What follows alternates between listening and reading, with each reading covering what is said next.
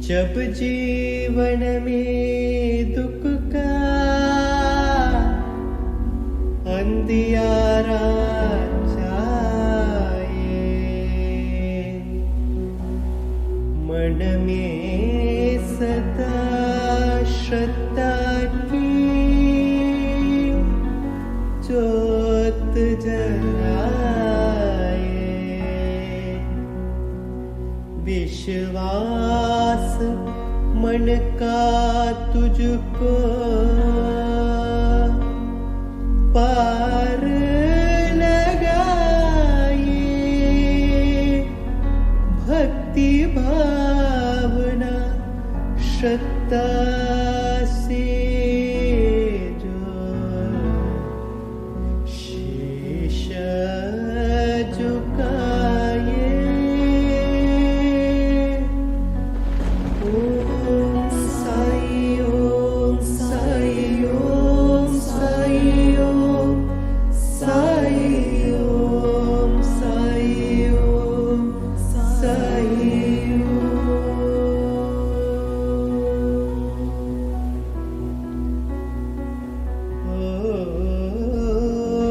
सुख दुख आने जाने धूप और साये,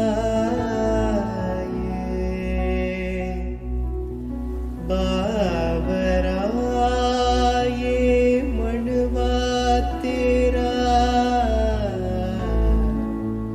उलझ न जाए,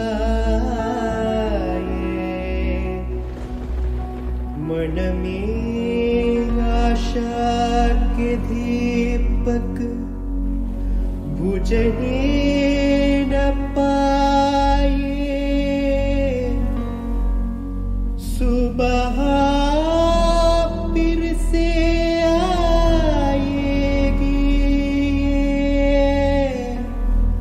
रात संग जाए। ओम साई ओम साई ओम साई ओम साई ओम साई ओम साई ओम।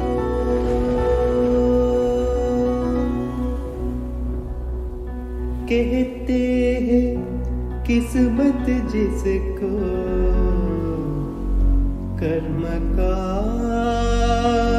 फल है, जीवन में कर्मयोग का मार्ग ही अटल है, जो कुछ है हाथ में तेरे, एक यही पल है, अच्छे कर्म किए जाए तो जीवन सफल है।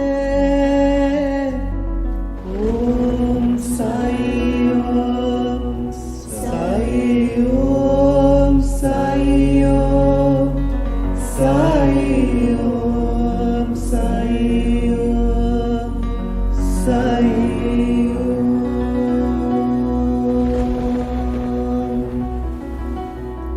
ओ जब कठिनाई छाई तू ही याद आया, भटके राही को तूने रास्ता दिखाया, तूने भक्तों का बेड़ा पार लगाया, तेरी महिमा मेरे साई कान जान पाया।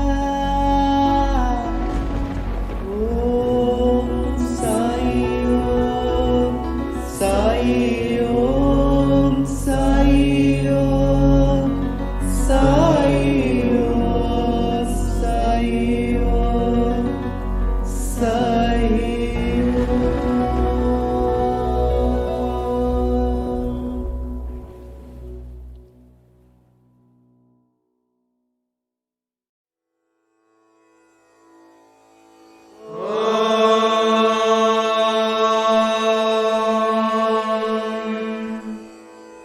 गणेशाय नमः, सरस्वत्यै नमः, श्रीगुरुभ्यो नमः, हरिः ओम्।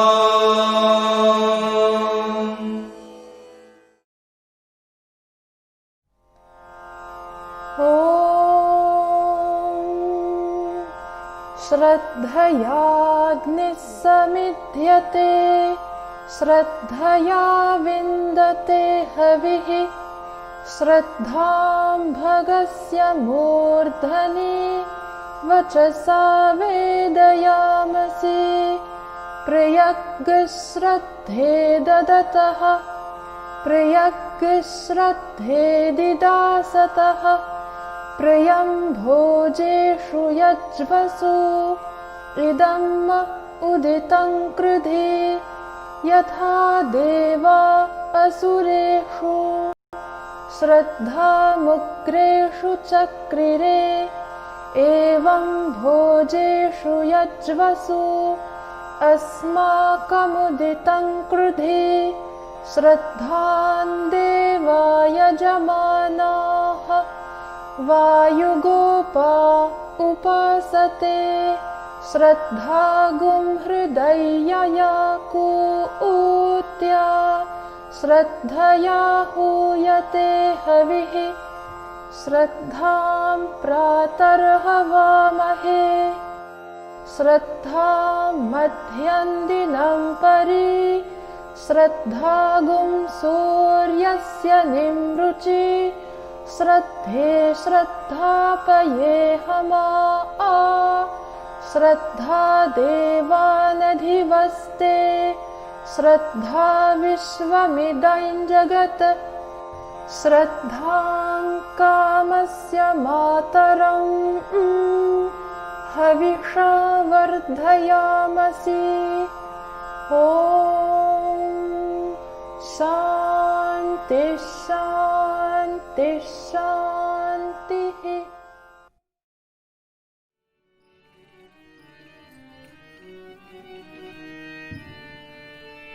विघ्नेश्वरं भजो रे मानस, विघ्नहरं भजो रे। विघ्नेश्वरं भजो रे मानस, विघ्नहरं भजो रे।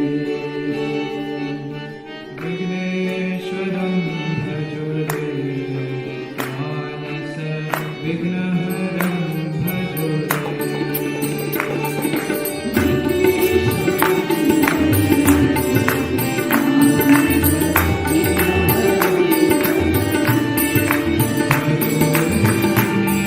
Shirdi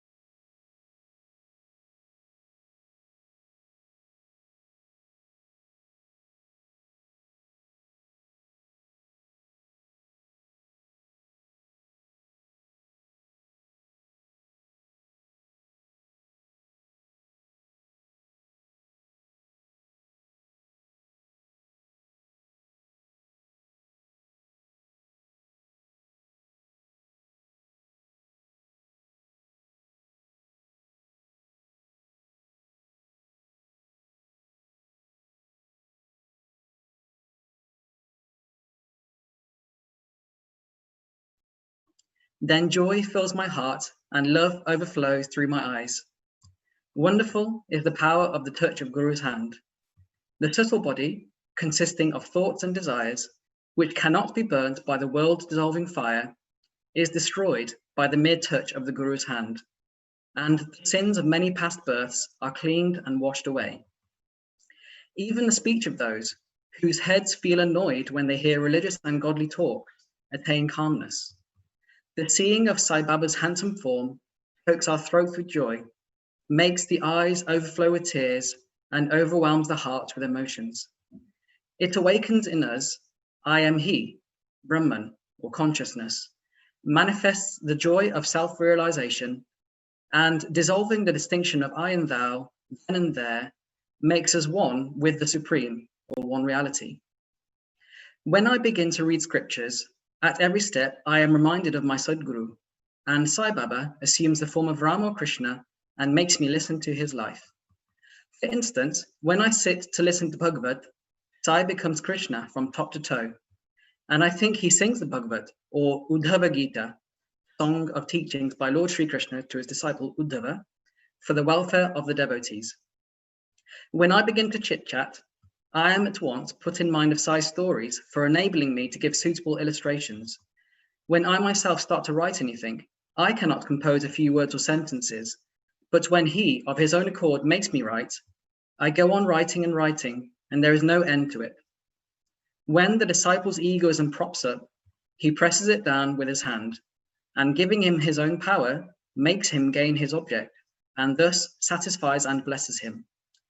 If anyone prostrates before Sai and surrenders heart and soul to him, then, unsolicited, all the chief objects of life, namely dharma, righteousness, artha, wealth, kama, desire, and moksha, deliverance, are easily and unsolicitedly attained. 4 paths, namely of karma, jnana, yoga, and bhakti, lead us separately to God. Of these, the path of bhakti is thorny and full of pits and ditches, and thus difficult to traverse. But if you, relying on your Sadguru, avoid the pits and thorns and walk straight, it will take you to the destination, God. So says definitely Sai Baba. After philosophizing about the self-existent Brahman, his power, or Maya, to create this world and the world created, and stating that all these 3 are ultimately one and the same, the author quotes Sai Baba's words guaranteeing the welfare of the bhaktas. There will never be any dearth or scarcity regarding food and clothes in any devotee's home. It is my special characteristic that I always look to and provide for the welfare of those devotees who worship me wholeheartedly with their minds ever fixed on me. Lord Krishna has also said the same in the Gita. Therefore, strive not much for food and clothes. If you want anything, beg of the Lord, leave worldly honors, try to get Lord's grace and blessings, and be honored in his court. Do not be deluded by worldly honor. The form of the deity should be firmly fixed in the mind. Let all the senses and mind be ever devoted to the worship of the Lord. Let there be no attraction for any other thing. Fix the mind in remembering me always, so that it will not wander elsewhere, towards body, wealth, and home. Then it will be calm, peaceful, and carefree. This is the sign of the mind being well engaged in good company.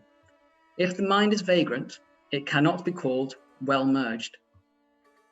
After quoting these words, the author goes on to relate the story of Ram Navami festival in Shirdi. As Ram Navami is the greatest festival celebrated at Shirdi, another fuller account, as published in Sai Leela magazine of 1925, page 197, is also referred to, and a summary of the festival, as related in both these accounts, is attempted here. Origin. 1. Mr. Gopal Rao Gund was a circle inspector at Kopergaon. He was a great devotee of Baba. He had 3 wives, but had no issue. With Sai Baba's blessings, a son was born to him. In the joy that he felt regarding the event, an idea of celebrating a fair, or urus, occurred to him in the year 1897, and he placed it for consideration before other Shirdi devotees, namely Tatya Patil, Darakote Patil, and Madhavrao Deshpande, Ushama. A footnote on Urus celebrations, they are made at the tombs of Muslim holy men. It is surprising that's how Mr. Gund, a Hindu, got this idea. So they all approved of the idea and got Sai Baba's permission and blessings. Then an application for getting the collector's sanction for celebrating the Urus was made. But as the village Kulkarni reported against holding the fair, the sanction was refused. A footnote, or just on collector or district magistrate.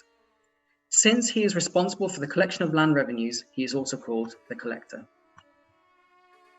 But as Sai Baba had blessed it, they tried again, and ultimately succeeded in getting the collector's sanction. The day for the Urus was fixed on the Ram Navami day, after having consultation with Sai Baba.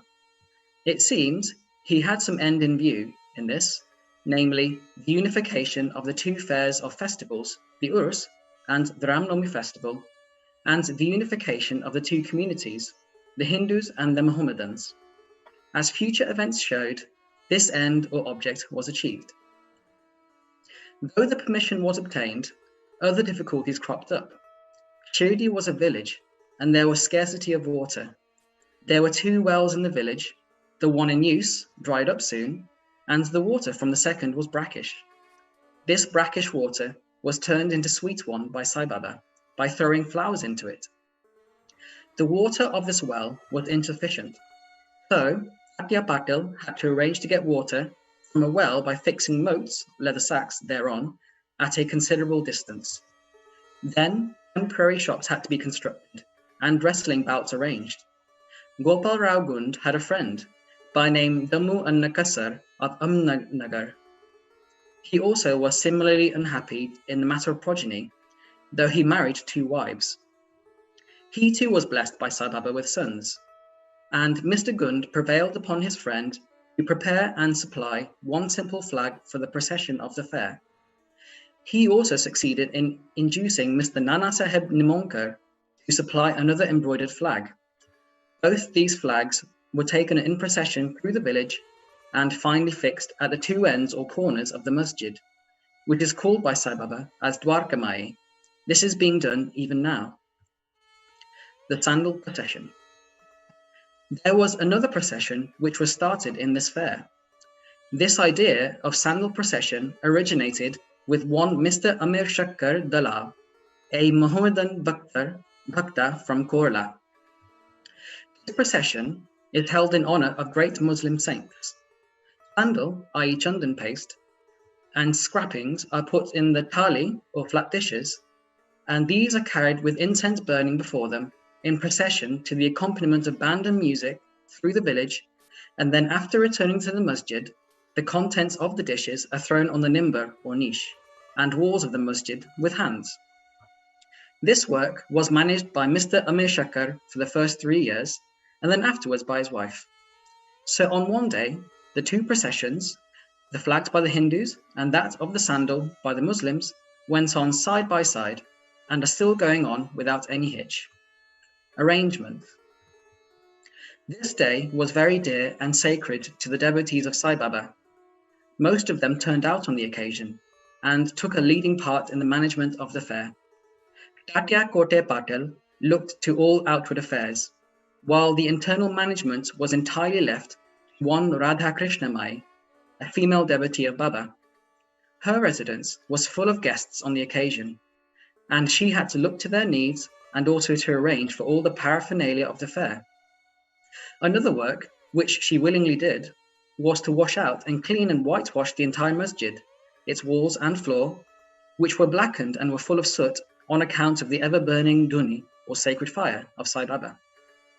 This work she did during the night, when Sai Baba went to sleep every alternate day in the Chavdi. She had to take out all the things, including even the duni, and after thorough cleaning and whitewashing, replace them, as they were before. Feeding the poor, which was so dear to Sai Baba, was also a great item in this fair. For this purpose, cooking on a grand scale and preparing very sweet dishes was done in Radha Krishna Mai's lodging, and various rich and wealthy devotees took a leading part in this affair. Transformation of Urus into Ram Navami festival. Things were going on in this way, and the fair was gradually increasing in importance till 1912 AD, when a change took place. That year, one devotee, Mr. Krishna Rao Jageshwar Bhishma, the author of the pamphlet Sai Sagunopasana, came for the fair with Dada Saheb Kaparde of Amravati, and was staying on the previous day in the Dikshit Vada. While he was lying on the veranda, and while Mr. Lakshman Rao, alias Kaka Mahajani, was going down with puja materials to the masjid, a new thought arose in his mind, and he accosted the latter thus. There is some providential arrangement in the fact that the Urus, or fair, is celebrated in Shirdi on the Ram Navami day. This day is very dear to all the Hindus. Then why not begin the Ram Navami festival, the celebration of the birth of Sri Ram, here on this day? Kaka Mahajani liked the idea, and it was arranged to get Baba's permission in this matter. The main difficulty was how to secure a Haridas, who would perform kirtan and sing the glories of the Lord on the occasion. But Bhishma solved the difficulty by saying that his Ram Akhyan, or composition of Ram's birth, was ready, and he would do the kirtan himself, while Kaka Mahajani should play on the harmonium. It was also arranged to get the Sunta Vada, or ginger powder mixed with sugar, as prasad, prepared by Radha Krishna Mai. So they immediately went to the masjid to get Baba's permission. Baba, who knew all things and what was passing there, asked Mahajani as to what was going on in the Vada. Being rather perturbed, Mahajani could not catch the purport of the question and remained silent. Then Baba asked Bhishma what he had to say. He explained the idea of celebrating Ram Navami festival and asked for Baba's permission, and Baba gladly gave it. All rejoiced and made preparations for the Jayanti festival, Jayanti meaning birthday of Lord Rama. Next day, the masjid was decorated with buntings, etc. A cradle was supplied by Radha Krishna Mai and placed in front of Baba's seat, and the proceedings started. Bhishma stood up for kirtan, and Mahajani played on the harmonium. Sai Baba sent a man to call Mahajani. He was hesitating to go, doubting whether Baba would allow the festival to go on. But when he went to Baba, the latter asked him as to what was going on and why the cradle was placed there. He answered that the Ram Navami festival had commenced and the cradle was put on for that purpose. Then Baba took a garland from the nimbar or niche and placed it round his neck and sent another garland for Bhishma, then commenced the kirtan. When it came to a close, sounds of victory to Ram went up, and gulal or red powder was thrown up all around amidst band and music. Everybody was overjoyed when suddenly roaring was heard. The red powder, thrown promiscuously all around, went up, somehow entered Baba's eyes. Baba got wild and began to scold and abuse loudly. People got frightened by this scene and took to their heels. Those intimate devotees who knew Baba well took these scoldings and outpourings of Baba as blessings in disguise. They thought that when Rama was born, it was proper for Baba to get wild and enraged to kill Ravana and his demons in the form of egoism and wicked thoughts, etc. Besides, they knew that whenever a new thing was undertaken at Shirdi, it was usual with Baba to get wild and angry, and so they kept quiet. Radha Krishna Mai was rather afraid and thought that Baba might break her cradle, and she asked Mahajani to get the cradle back. When he went to loosen and unfasten the cradle, Baba went to him and asked him not to remove it. Then, after some time, Baba became calm, and that day's program, including Mahapuja and Arti, was finished. Later on, Mr. Mahajani asked Baba for permission to remove the cradle. Baba refused the same, saying that the festival was not yet finished. Next day, another kirtan and Gopal Kala ceremony, or an earthen pot containing parched rice mixed with curds, is hung, only to be broken after the kirtan, and the contents distributed to all, as was done by Lord Krishna amongst his cowherd friends, were performed, and then Baba allowed the cradle to be removed. While the Ram Navami festival was thus going on, the procession of the two flags by day and that of the sandal by night went off with the usual pomp and show. From this time onwards, the Urus of Baba was transformed into the Ram Navami festival. From next year, 1913, the items in the program of Ram Navami began to increase. Radha Krishna Mai started a Nama Sapta, or singing the glory of God's name continuously day and night for 7 days, from 11th of Chaitra. For this, all devotees took part by turns, and she also joined it, sometimes early in the morning. As Ram Navami festival is celebrated in many places all over the country, the difficulty of getting Haridas was felt again. But 5 or 6 days before the festival, Mahajani met accidentally Balu Buva Mali, who was known as Modern Tukaram, and got him to do the kirtan that year. The next year, 1914, another Balabuva, Satarkar of Briha Siddhakavate, district Satara, could not act as a Haridas in his own town, as plague was prevailing in his town, and so he came to Shirdi. With Baba's permission, which was secured through Kaka Sahib Dikshit, he did the kirtan, and was sufficiently recompensed for his labour. The difficulty of getting a new Haridas every year was finally solved from 1914 by Sai Baba, as he entrusted this function to Das Ganu Maharaj permanently. And since that time, he has been successfully and creditably conducting that function up till now. Since 1912, this festival began to grow gradually year by year. From the 8th to 12th of Chaitra, Shirdi looked like a beehive of men. Shops began to increase. Celebrated wrestlers took part in wrestling bouts. Feeding of the poor was done on a grander scale. Hard work and sincere efforts of Radha Krishna Mai turned Shirdi into a sansthan or state. Paraphernalia increased. A beautiful horse, a palanquin, a chariot, and many silver things, pots, buckets, pictures, mirrors, etc. were presented. Elephants were also sent for the procession. Though all this paraphernalia increased enormously, Sai Baba ignored all these things and maintained his simplicity as before. It is to be noted that both the Hindus and Mohammedans have been working in unison in both processions, and during the entire festival, there has been no hitch or quarrel between them at all so far. First, about 5,000 to 7,000 people used to collect, but that figure went up to 75,000 in some years. Still, there was no outbreak of any epidemic or any riots worth the name during so many past years. Repairs to the masjid. Another important idea occurred to Gopal Gund. Just as he started the Urus, or fair, he thought that he should put the masjid in order. So in order to carry out the repairs, he collected stones and got them dressed. But this work was not assigned to him.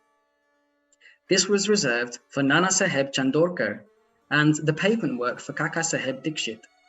First, Baba was unwilling to allow them to have these works done, but with the intervention of Malsapati, a local devotee of Baba, his permission was secured. When the pavement was completed in one night in the masjid, Baba took a small gadi for his seat, discarding the usual piece of sackcloth used until then. In 1911, the Sabha Mandap, or courtyard, was also put in order with great labour and effort. The open space in front of the masjid was very small and inconvenient. Kaka Sahib Dikshit wanted to extend it and put on it a roofing. At great expense, he got iron posts and pillars and trusses and started the work. At night, all the devotees worked hard and fixed the posts. But Baba, when he returned from Chavadi next morning, uprooted them all and threw them out. Once it so happened that Baba got very excited, caught a pole with one hand and began to shake and uproot it, and with the other hand caught the neck of Tatya Patil. He took by force Tatya's peta, struck a match, set it on fire and threw it in a pit. At that time, Baba's eyes flashed like burning embers. None dared to look at him. All got terribly frightened. Baba took out a rupee from his pocket and threw it there, as if it were an offering on an auspicious occasion. Tatya also was much frightened. None knew what was going to happen to Tatya, and none dared to interfere. Bhagoji Shinde, the leper devotee of Baba, made a little boldly advance, but he was pushed out by Baba. Madhav Rao was also similarly treated, being pelted with brick pieces. So all those who went to intercede were similarly dealt with. But after some time, Baba's anger cooled down. He sent for a shopkeeper, got from him an embroidered peta, and himself tied it on Tatya's head, as if he was being given a special honor. All the people were wonderstruck to see this strange behavior of Baba. They were at a loss to know what enraged Baba so suddenly, and what led him to assault Tatya Patil, and why his anger cooled down the next moment.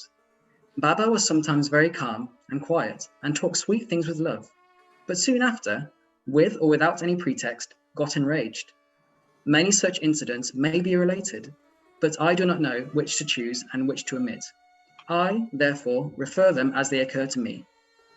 In this next chapter, the question whether Baba was a Hindu or a Mohammedan will be taken up, and his yogic practices and powers and other matters will be dealt with. Bow to Shirdi Sai Baba. Peace be to all. Chapter 7. Wonderful Incarnation, Behavior of Sai Baba, His Yogic Practices, His All-Pervasiveness, the Leper Devotee's Service, Master Kaparde's Plague Case, Going to Pandepur. The Wonderful Incarnation. Sai Baba knew all yogic practices. He was well versed in the 6 processes, including Dayuti, which is the stomach cleaning by a moistened piece of linen, 3 inches in breadth and 22.5 inches in length. Khanda Yoga, which is the separating of his limbs and joining them again, and Samadhi, etc. If you think that he was a Hindu, he looked like a Muslim. If you think him to be a Muslim, he looked like a pious Hindu. No one definitely knew whether he was a Hindu or a Muslim. He celebrated the Hindu festival of Ram Navami with all due formalities, and at the same time permitted the sandal procession of the Muslims.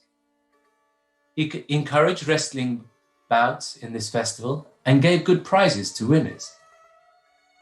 When the Gokulashtami came, he got the Gopal Gala ceremony duly performed, and on Eid festivals, he allowed Muslims to say their prayers, namaz, in his masjid. Once in the Muslim festival, some Muslims proposed to construct a tajia or tabut in the masjid, keeping it there for some days afterwards and take it in procession through the village. Sai Baba allowed the keeping of the tabut for 4 days, and on the 5th day removed it out of the masjid without the least complication. If we say that he was a Muslim, his ears were pierced, i.e. he had holes according to Hindu fashion. If you think he was a Hindu, he advocated the practice of circumcision, though according to Mr. Nand Sahib, who observed him closely, he was not himself circumcised. If you call him Hindu, he always lived in the masjid. If Muslim, he always had the dhuni, sacred fire there, and followed things which are contrary to Muslim religion, i.e. grinding on the handmill, blowing of the conch and bells, oblation in the fire, bhajan, giving food, and worship of Baba's feet by means of arghaya, water, were always allowed there. If you think that he was a Muslim, the best of Brahmins and Agnotris, leaving aside their orthodox ways, fell and prostrated at his feet.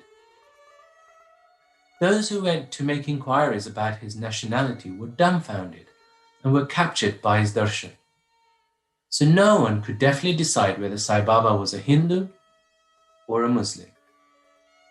This is no wonder, for he who completely surrenders himself to the Lord by getting rid of his egoism and body consciousness, thus becomes one with him and has nothing to do with any questions of caste or nationality. Such a one is Sai Baba. He saw no difference between caste and even beings and beings. He took meat and fish with fakirs, but did not grumble when dogs touched the dishes with their mouths. Such a unique and wonderful incarnation was Sai Baba. On account of the merits in my past birth, I had the good fortune to sit at his feet and enjoy his blessed company. The joy and delight I derived therefrom was incomparable. In fact, Sai Baba was pure Anand and consciousness. I cannot sufficiently describe him, his greatness and uniqueness. He who took delight at his feet was established in his own self. Many sannyasis, sadhakas, and all sorts of men aspiring for salvation came to Sai Baba. He always walked, talked, and laughed with them, and always uttered with his tongue, Allah Malik, God is the sole owner. He never liked discussion or arguments. He was always very calm and controlled. Though irritable at times, always preached full Vedanta, and nobody knew till the last who was Sai Baba. Princes and poor people were treated alike by him. He knew the innermost secrets of all, and when he gave expressions to them, all were surprised. He also disliked honor. Such were the characteristics of Sai Baba. Though he had a human body, his deeds testified to his godhood. All people considered him as the Lord God in Shirdi. The behavior of Sai Baba.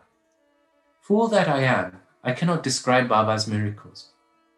He got almost all the temples in Shirdi repaired. Through Tatya Patel, the temples of Shani, Ganapati, Shankar Parvati, the village deity, and Maruti were put in order. His charity was also remarkable. The money he used to collect as dakshina was freely distributed, rupees 20 to some, rupees 15 or 50 to others every day. Recipients thought that this was pure charity money, and Baba wished that it should be usefully employed. People were immensely benefited by having a darshan of Baba. Some became hale and hearty. Wicked people became good. Leprosy was cured in some cases. Many got their desires fulfilled. Without any drops or medicine being put in their eyes, some blind men got back their sight, and some lame ones got their legs. Nobody could see the end of his extraordinary greatness. His fame spread far and wide, and pilgrims from all sides flocked to Shirdi. Baba sat always near the dhuni and eased himself there, and always sat in meditation, sometimes with and on other times without a bath. He used to tie a white turban on his head and wear a clean dhotar around his waist and a shirt on his body. This was his dress in the beginning. He started practicing medicine in the village, examined patients and gave medicines. He was always successful, and he became famous as a hakim, doctor. A curious case may be narrated here. One devotee got his eyeballs quite red and swollen. No doctor was available in Shirdi. The other devotee took him to Baba. Other doctors would use ointments, unguents, cow's milk, and camphorated drugs, etc. in such cases. Baba's remedy was quite unique. He pounded some biba, which is Carpus anacardium, marking nuts, and made 2 balls of them. He thrust them on each eye of the patient and wrapped a cloth bandage around the eyes. Next day, the bandage was removed and water was poured over them in a stream. The inflammation subsided and the pupils became white and clear. Though the eyes were very delicate, the biba caused no smarting, but removed the disease of the eyes. Many such cases were cured, and this is only one instance in point. Baba's yoga practices. Baba knew all the processes and practices of yoga. 2 of them will be described here. The first one, dayuti or cleaning process. Baba went to the well near a banyan tree at a considerable distance from the masjid every 3rd day and washed his mouth and had a bath. On one occasion, he was seen to vomit out his intestines, clean them inside out, and place them on a jam tree for drying. There are persons in Shirdi who have actually seen this and who have testified to this fact. Ordinary dayuti is done by a moistened piece of linen, 3 inches broad, 22.5 feet long. This piece is gulped down the throat and allowed to remain in the stomach for about an hour for being reacted there and then taken out. But Baba's dayuti was quite unique and extraordinary. Khanda Yoga. In this practice, Baba extracted the various limbs from his body and left them separately at different places in the masjid. Once, a gentleman went to the masjid and saw the limbs of Baba laying separately at separate places. He was much terrified, and he first thought of running to the village officers and informing them of Baba being hacked to pieces and murdered. He thought that he would be held responsible as he was the first informant and knew nothing of the affair. So he kept silent. But next day when he went to the masjid, he was very much surprised to see Baba hale and hearty and sound as before. He thought that what he had seen the previous day was only a dream. Baba practiced yoga since his infancy, and nobody knew or guessed the proficiency he had attained. He charged no fees for his cures, became renowned and famous by virtue of his merits, gave good health to many and poor, suffering person. This famous doctor of doctors cared not for his interest, but always worked for the good and welfare of others, himself suffering unbearable and terrible pain many a time in the process. One such instance I give below, which will show the all-pervasive and most merciful character of Sai Baba. Baba's all-pervasiveness and mercy.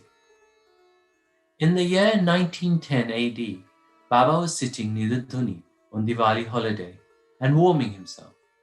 He was pushing firewood into the Dhuni, which was brightly burning. A little later, instead of pushing logs of wood, Baba pushed his arm into the Dhuni. The arm was scorched and burnt immediately. This was noticed by the servant Madhava, also by Madhurvara Deshpande Shama.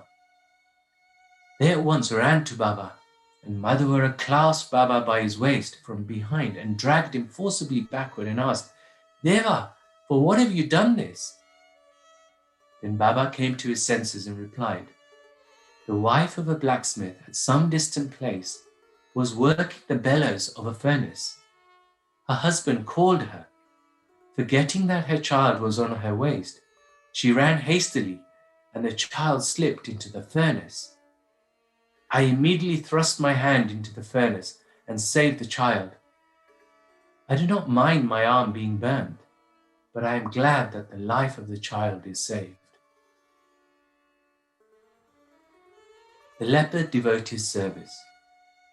On hearing the news of Baba's hand being burned, from Madhava Deshpande, Mr. Nanasad Chandokar, accompanied by the famous Dr. Premanand of Bombay, with his medical outfit consisting of ointments, lint, bandage, etc., rushed into Shirdi and requested Baba to allow Dr. Premanand to examine the arm and dress the wound caused by the burn. This was refused. Ever since the burn, the arm was dressed by the leper devotee, Bagoji Shiande. His treatment consisted in massaging the burnt part with ghee and then placing a leaf over it and bandaging it tightly with patis, which is bandages. Mr. Nan Sahib Chandorkar solicited Baba many a time to unfasten the patis, bandages, and get the wound examined and dressed and treated by Dr. Premanand, with the object that it might be speedily healed.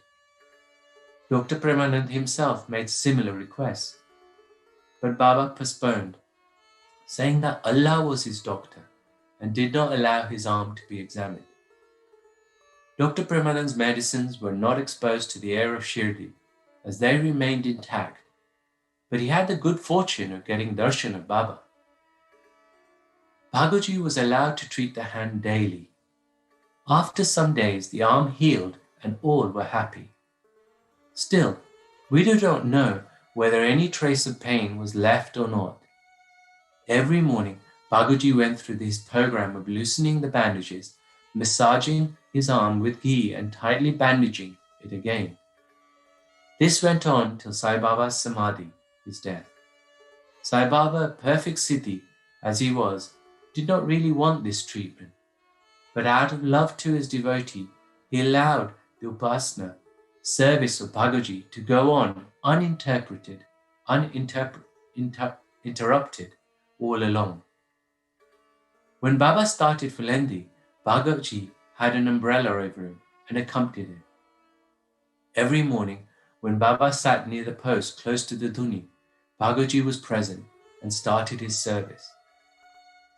Bhagavji was a sinner in his past birth. He was suffering from leprosy.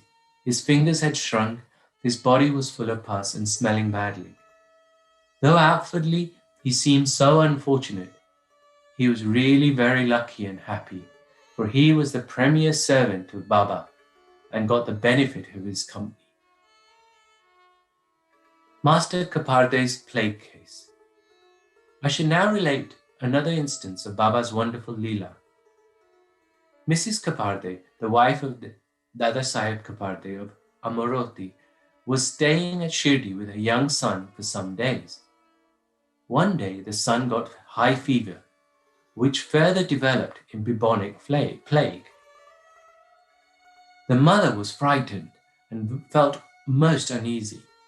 She thought of leaving the place for Amaroti and went near Baba in the evening when he was coming near the Vara, near the Samadhi Mandir, during his evening rounds, to ask him for his permission. She informed him in a trembling tone that her dear young son was down with the plague. Baba spoke kindly and softly to her, saying that the sky is beset with clouds, but they will melt and pass off, and everything will be smooth and clear. So saying, he lifted up his kafni up to the waist and showed to all present 4 fully developed bulbuls, as big as eggs, and added, "See how I have to suffer for my devotees. Their difficulties are mine." Seeing this unique and extraordinary deed, leela, the people were convinced as to how saints suffer pains for their devotees. The mind of the saints is softer than wax. It is soft in and out as butter. They love their devotees without any kind of gain, any idea of gain, and regard them as their true relatives. Going to Pandharpur and staying there. I shall now close this chapter after relating a story illustrating how Sai Baba loved his devotees and anticipated their wishes and movements. Mr. Nanasaheb Chandorkar, who was a great devotee of Baba, was a revenue officer at Nandarpur in Khandesh. He got an order of transfer to Pandharpur. His devotion to Sai Baba bore fruit, as he got an order to go and stay at Pandharpur, which is regarded as the Bhau Vaikunta, heaven on earth. Nana Sahib had to take immediate charge, so he left immediately for the place without even writing or informing anybody at Shirdi. He wanted to give a surprise visit to Shirdi, his Pandharpur, see and salute his Vithoba Baba, and then proceed. Nobody dreamt of Nana Sahib's departure for Shirdi, but Sai Baba knew all about this, as his eyes were everywhere. As soon as Nana Sahib approached Neemgaon, a few miles from Shirdi, there was a stir in the masjid at Shirdi. Baba was sitting and talking with Mahashapati, Apashinde, and Kashiram when he at once said, "Let us all 4 do some bhajan. The doors of Pandari are open. Let us merrily sing." Then they began to sing in chorus. The burden of the song began, "I have to go to Pandharpur, and I have to stay on there, for it is the house of my Lord." Baba sang, and the devotees followed him. In a short time, Nana Sahib came there with his family. He prostrated before Baba and requested him to accompany them to Pandharpur and stay with them there. This solicitation was not necessary, as the devotees told Nana Sahib that Baba was already in the mood of going to Pandharpur and staying there. Hearing this, Nana Sahib was moved and fell at Baba's feet. Then, getting Baba's permission, his sacred ashes and blessings, Nana Sahib left for Pandharpur. There is no end to Baba's stories, but now let me make a halt here, reserving for the next chapter other topics such as the importance of human life, Baba's living on alms, Bayajai Bai's service, and other stories. Bow to Shri Sai, peace to be all.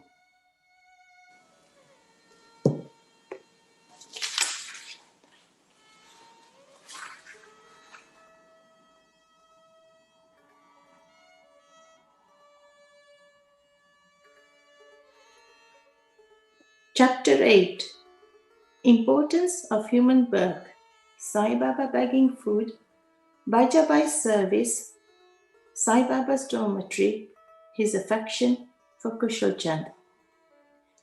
As hinted in the last chapter, Hemant Pant now explains at length in his preliminary remarks on the importance of human birth, and then proceeds to relate how Sai Baba begged his food, how Bajaba served him, how he slept in the masjid with Tatya Kote Patil and Mausapati, and how he loved Kushal Chand of Rahata. Importance of human birth. In this wonderful universe, God has created billions, 84 lakhs according to Hindu Shastra calculation. So 10 lakh is 1 million. Of creatures, of beings, including gods, demigods, insects, beasts, and men, inhabiting heaven, hell, earth, ocean, sky, and other intermediate regions of these. Those creatures or souls whose merits preponderate, which means greater influence, go to heaven and live there till they enjoy the fruits of their actions.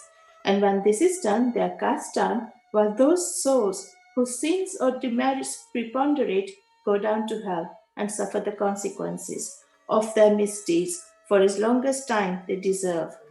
When their merits and demerits balance each other, they are born on earth as human beings, and they are given a chance to work out their salvation. Ultimately, when their merits and demerits both drop down or got rid of completely, they get their deliverance and become free. To put the matter in a nutshell, souls get their births or transmigrations according to their deeds and intelligence development of their mind. Special value of the human body. As we all know, 4 things are common to all creatures, that is food, sleep, fear, and sexual union. In the case of man, he is endowed with a special faculty, that is knowledge, with the help of which he can attain God vision, which is impossible in any other birth. It is for this reason that God envy man's fortune and aspire to be born as man on earth so as to get their final deliverance. Some say there is nothing worse than the human body, which is full of filth, mucus, phlegm, and dirt, and which is subject to decay, disease, and death. There is no doubt true to a certain extent, but in spite of these drawbacks and defects, the special value of the human body is that man has got the capacity to acquire knowledge. It is only due to the human knowledge that one can think of the perishable and transitory nature of the body itself and of the world, and get a disgust for the sense enjoyments, and can discriminate between the unreal and the real, and thus attain God vision. If we reject or neglect the body because it is filthy, we lose the chance of God vision. And if we fondle it and run after sense enjoyments because it is precious, we go to hell. The proper course, therefore, for us to pursue is the following: that the body should neither be neglected nor fondled, but should be properly cared for, just as a traveler on horseback takes care of his pony on the way till he reaches his destination and returns home. Thus the body should ever be used to engage to attain God vision or self-realization, which is the supreme end of life. It is said that though God created various sorts of creatures, he was not satisfied, for none of them was able to know and appreciate his work. So he had to create a special being, man, and endow him with a special faculty, that is knowledge. And when he saw that man was able to appreciate his leela, marvelous work in intelligence, he was highly pleased and satisfied. Bhagavad 11:9-28. So really, it is good luck to get a human body, better luck to get birth in a Brahmin family, the best one to get an opportunity of having recourse to Sai Baba's feet and surrendering to him. Man's endeavor. Realizing how precious the human life is and knowing that death is certain and may snatch us at any time, we should be ever alert to achieve the object of our life. We should not make the least delay but make every possible haste to gain our object, just as a widower is most anxious to get himself married to a new bride, or just as a king leaves no stone unturned to seek his lost son.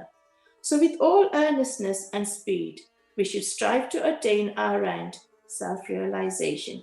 Casting aside sloth and laziness, warding off drowsiness, we should day and night meditate on the self. If we do this, we reduce ourselves to the level of beasts. How to proceed? The most effective and speedy way to gain our object is to approach a worthy saint or sage, Sadguru, who has himself attained God vision. What cannot be achieved by hearing religious lectures and study of religious works is easily obtained in the company of such worthy souls. Just as the sun alone gives light, which all the stars put together cannot do, so the Sadguru alone imparts spiritual wisdom, which all the sacred books and sermons cannot infuse. His movements and simple talks give us silent advice. The virtue of forgiveness, calmness, disinterestedness, charity, benevolence, control of mind and body, egolessness, etc., are observed by the disciples as they are being practiced in such pure and holy company. This enlightens their mind and lifts them up spiritually. Sai Baba was such a sage or Sadguru. Though he acted as a fakir, he was always engrossed in the self. He always loved all beings in whom he saw God or divinity. By pleasure, he was not elated. He was not depressed by misfortune. A king and a pauper were the same to him.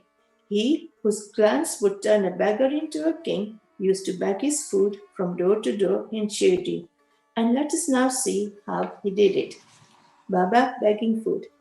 Blessed are the people of Shirdi, in front of whose houses Baba stood as a beggar and called out, "Oh lassie, give me a piece of bread," and spread out his hand to receive the same. In one hand he carried a tumra, tin pot, and the other a joli or chopadri, that is a rectangular piece of cloth.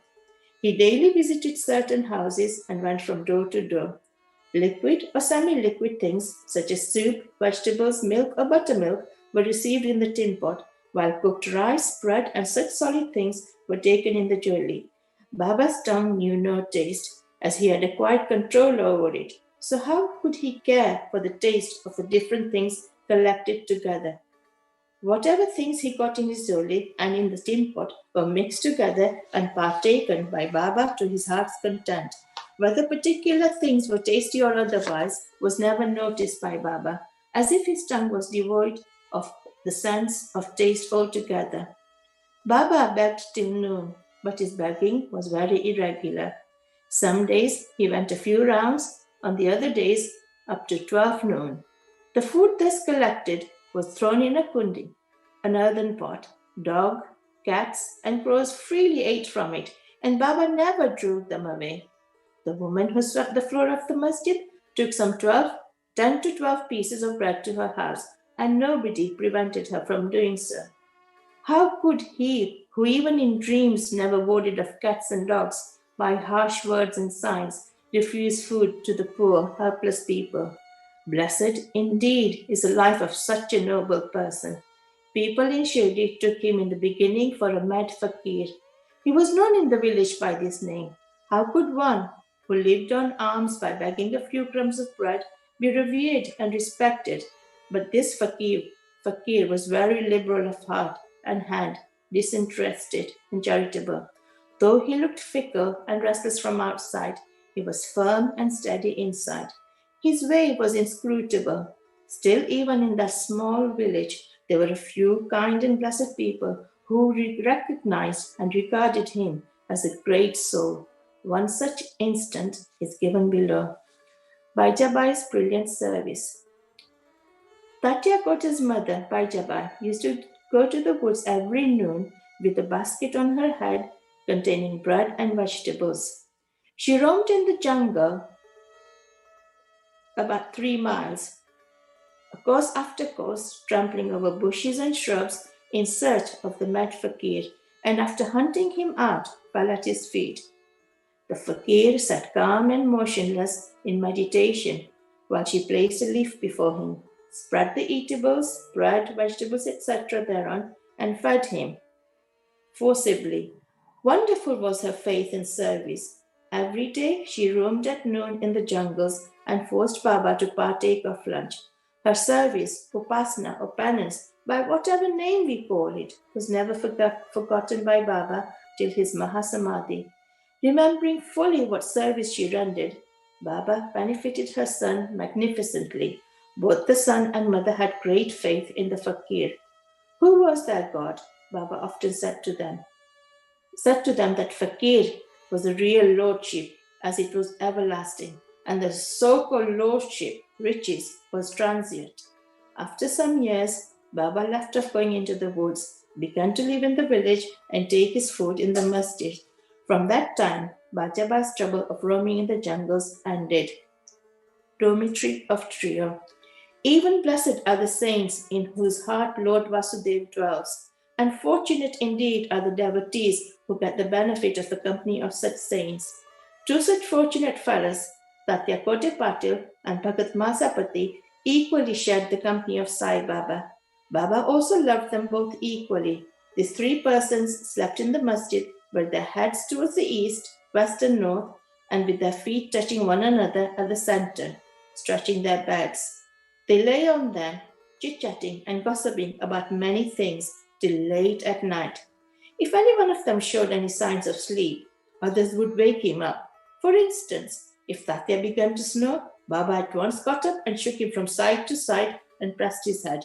If it was Masapati, he hugged him close, stroked his legs, and kneaded his back. In this way, for full 14 years, Sathya, leaving his parents at home, slept in the masjid on account of his love for Baba. How happy and never to be forgotten were those days, how to measure that love and how to value the grace of Baba.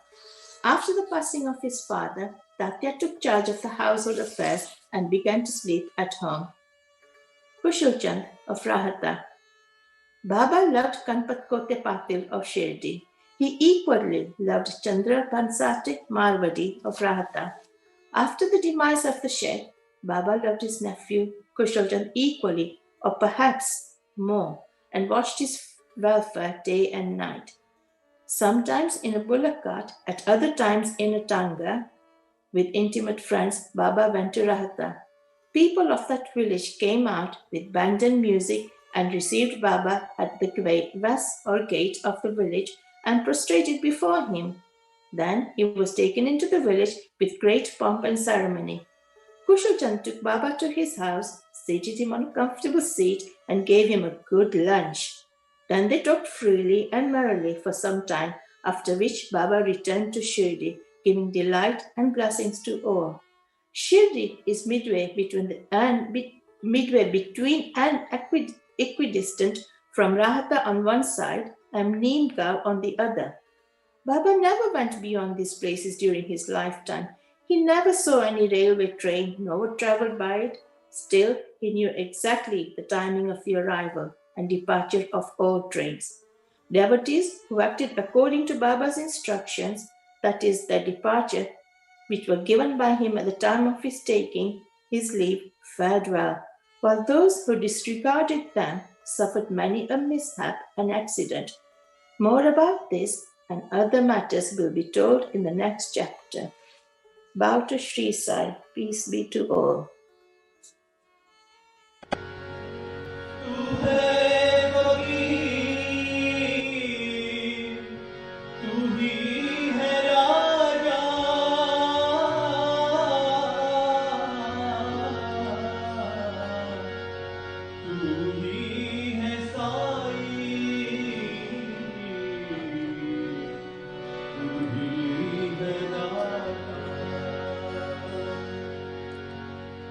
अखिल जगत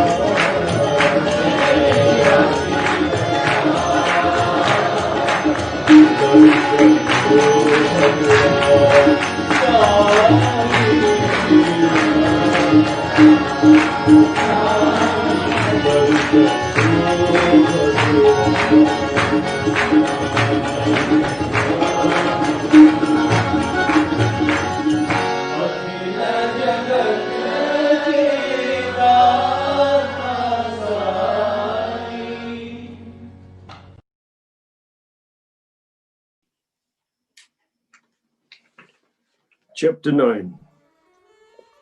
Effects of compliance and non-compliance with Baba's orders at the time of taking leave. A few instances: mendicancy and its necessity, devotees, Tarkad families' experiences. Baba fed sumptuously. How? At the end of the last chapter, it was barely stated that the bhaktas who obeyed Baba's orders at the time of taking leave fared well, and those who disobeyed them suffered many a mishap. This statement will be amplified and illustrated with a few striking instances and by other matters dealt with in this chapter. Characteristics of Shirdi pilgrimage. One special peculiarity of Shirdi pilgrimage was this, that none could leave Shirdi without Baba's permission, and if he did, he invited untold sufferings.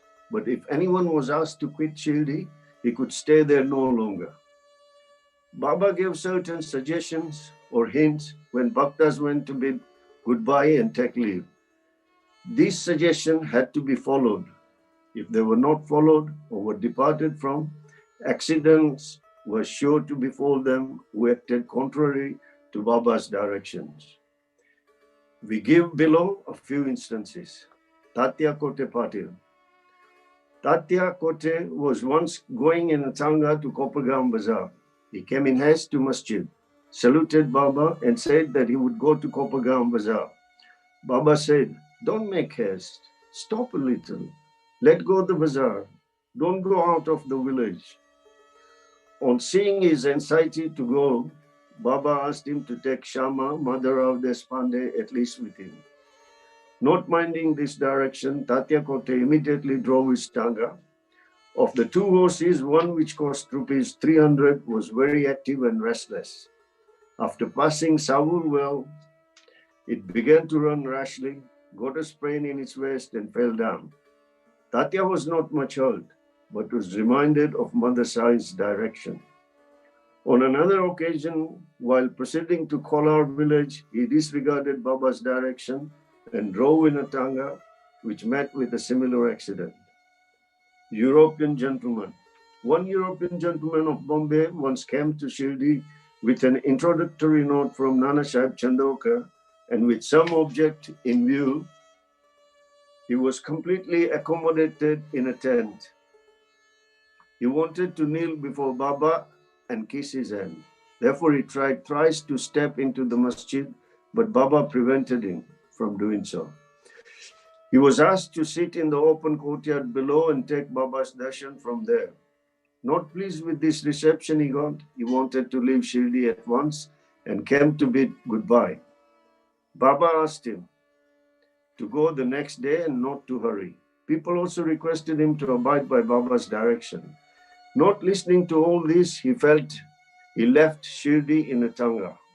The horses ran at first all right, but when Saul well was passed, a bicycle came in front, seeing which the horses were frightened and ran fast. The tanga was turned topsy-turvy and the gentleman fell down and was dragged some distance. He was immediately released, but had to go and lie in Kopagam hospital for the treatment of his injuries. Because of such experiences, all people learned the lesson that those who disobeyed Baba's instruction met with accidents in one way or the other, and those who obeyed them were safe and happy. The necessity of mendicancy. Now, to return to the question of mendicancy, a question may arise in minds of some that if Baba was such a great personage, God in fact, why should he have to recourse to the begging bowl all his lifetime? The question may be considered and replied with two standpoints. Who are the fit person who have right to live by the begging bowl? Our Shastras say that those persons who, getting rid or of becoming free from the three main desires, that is progeny, wealth, fame, except sannyas, are the fit persons to live by begging alms. They cannot make cooking arrangements and dine at home. The duty of feeding them rests on the shoulders of householders. Sai Baba was neither a householder nor a one-prasta. He was a celibate sannyasi, that is, sannyasi from boyhood. His firm conviction was that the universe was his home. He was the Lord Vasudeva, the supporter of the universe and the imperishable Brahman. So he had the full right to have a recourse to the begging bowl.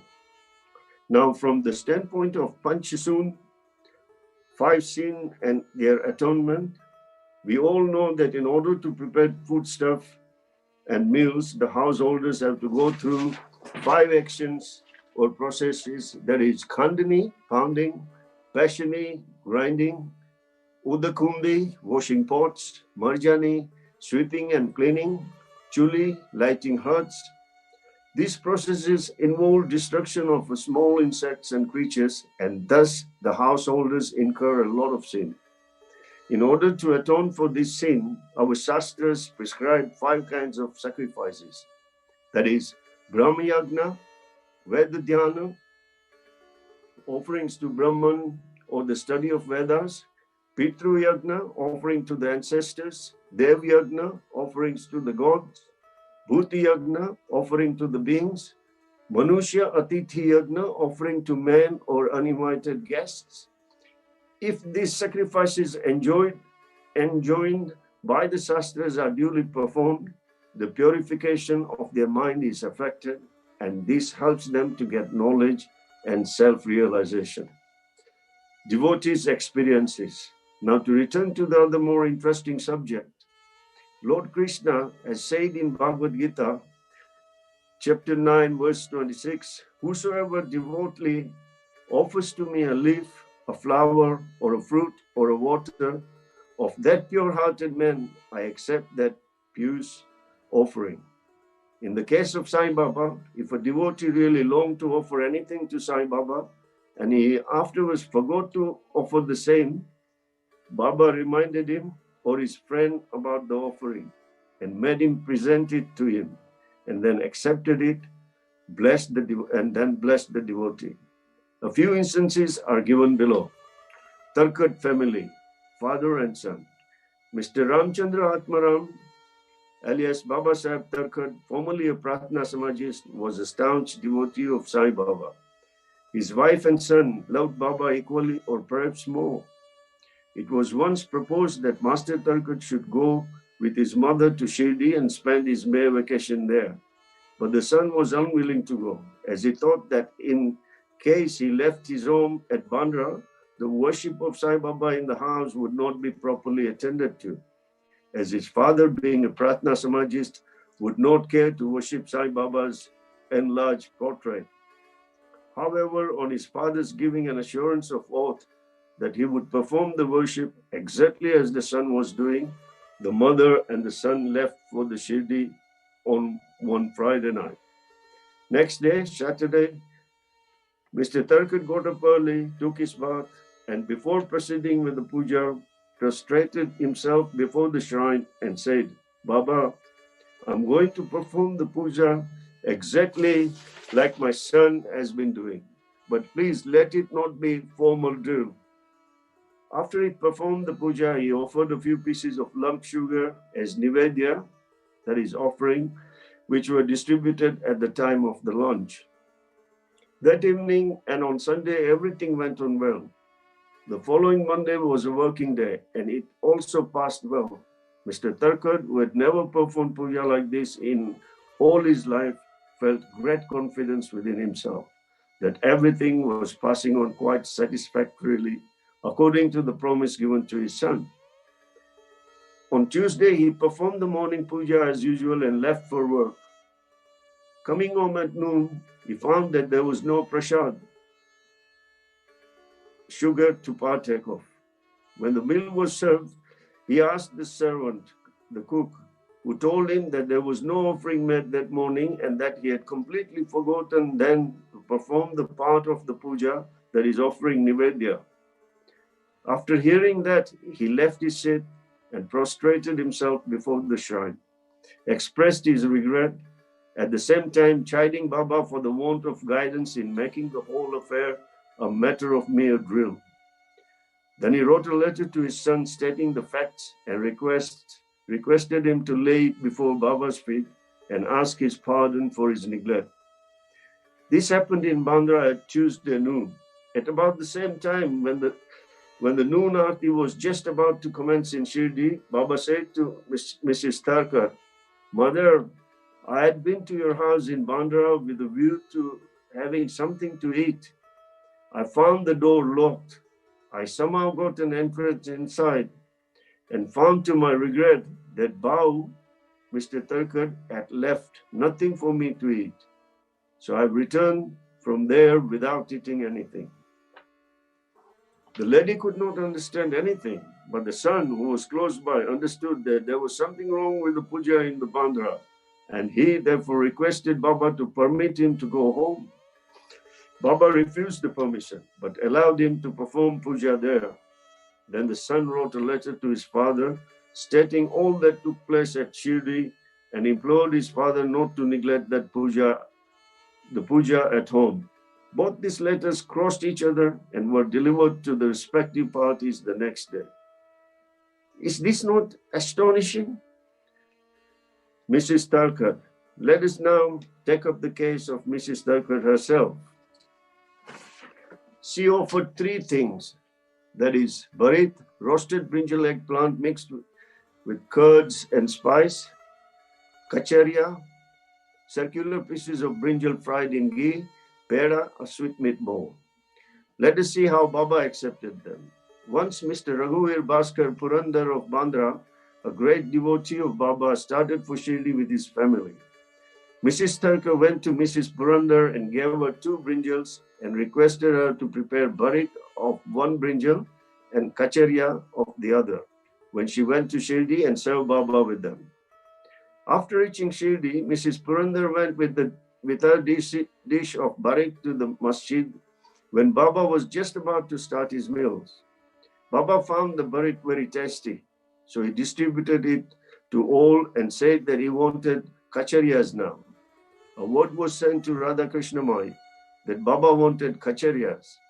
She was in a fix, as that was no season of brinjals. How to get brinjals was the question. When an inquiry was made as to who brought the barit, it was found that Mrs. Purandar was also entrusted with the duty of serving kachariyas. Everybody then came to know the significance of Baba's inquiry regarding kachariyas and was wonderstruck at Baba's all-pervasive knowledge. In December 1915 AD, one Govind Balaram Mankar wanted to go to Shirdi to perform the obsequies of his father. Before he left, he came to see Mr. Tharkar. Then Mrs. Tharkar wanted to send something with him to Baba. She searched the whole house but found nothing except a peda, which had already been offered as nivedya. Mr. Mankar was in mourning. Still out of great devotion to Baba, she sent the peda with him, hoping that Baba would accept and eat it. Govind went to Shirdi and saw Baba, but forgot to take the peda with him. Baba simply waited. When again he went to Baba in the afternoon, he went empty-handed without the peda. Baba could wait no longer and therefore asked him straight, "What did you bring for me?"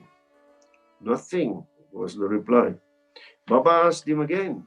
The same reply came forth again. Then Baba asked him the leading question. "Did not the mother, Mrs. Tharkar, give some sweetmeat to you for me at the time of your starting?" The boy then remembered the whole thing. He felt abashed, asked Baba's pardon, ran to his lodging, brought the peda and gave it to Baba. As soon as Baba got it in his hand, he put it into his mouth and gulped it down. Thus the devotion of Mrs. Tharkar was recognized and accepted. As men believe in me, so do I accept them. Gita chapter 4, verse 11 was proved in this case. Baba fed sumptuously. How? Once Mrs. Tharkar was staying in a certain house in Shirdi.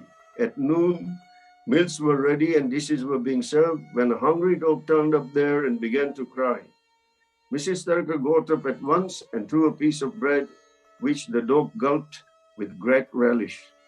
In the afternoon, when she went to the masjid and sat at some distance, Sai Baba said to her, "Mother, you fed me sumptuously up to my throat. My afflicted pranas, the life forces, have been satisfied. Always act like this, and this will stand you in a good stead. Sitting in this masjid, I shall never speak untruth. Take pity on me like this. First give bread to the hungry, and then eat it yourself. Not this well." She could not at first understand the meaning of what Baba said, so she replied, "Baba, how could I feed you? I am myself dependent on others and take my food from them on payment." Then Baba replied, "Eating that lovely bread, I'm heartily contented and I'm still belching. The dog which you saw before meals and to which you gave the piece of bread is one with me. So also other creatures like cats, pigs, flies, cows, etc. are one with me. I am roaming in these forms. He who sees me in all these creatures is my beloved. So abandon the sense of duality and distinction and serve me as you did today." Drinking this nectar-like words, she was moved. Her eyes were filled with tears, her throat was choked, and her joy knew no bounds. Moral: See good in all being is the moral of this chapter. The Upanishads, the Gita, and the Bhagavad all exhort us to perceive God or divinity in all the creatures. By the instance given at the end of this chapter and others too numerous to mention, Sai Baba has practically demonstrated to us how to put the Upanishadic teachings into practice. In this way, Sai Baba stands as the best exponent or teacher of the Upanishadic doctrines. Bow to Shirdi Sai, peace be to all. Chapter 10. Sai Baba's mode of life, his sleeping, board, his stay in Shirdi, his teachings, his humility, the easiest path. Remember him, Sai Baba, always with love, for he was engrossed in doing good to all and always abided in his self. To remember him only is to solve the riddle of life and death. This is the best and easiest of sadhanas, as it involves no expenditure. A little exertion here brings great rewards. So as long as our senses are sound, we should minute by minute practice this sadhana. All other gods are illusory.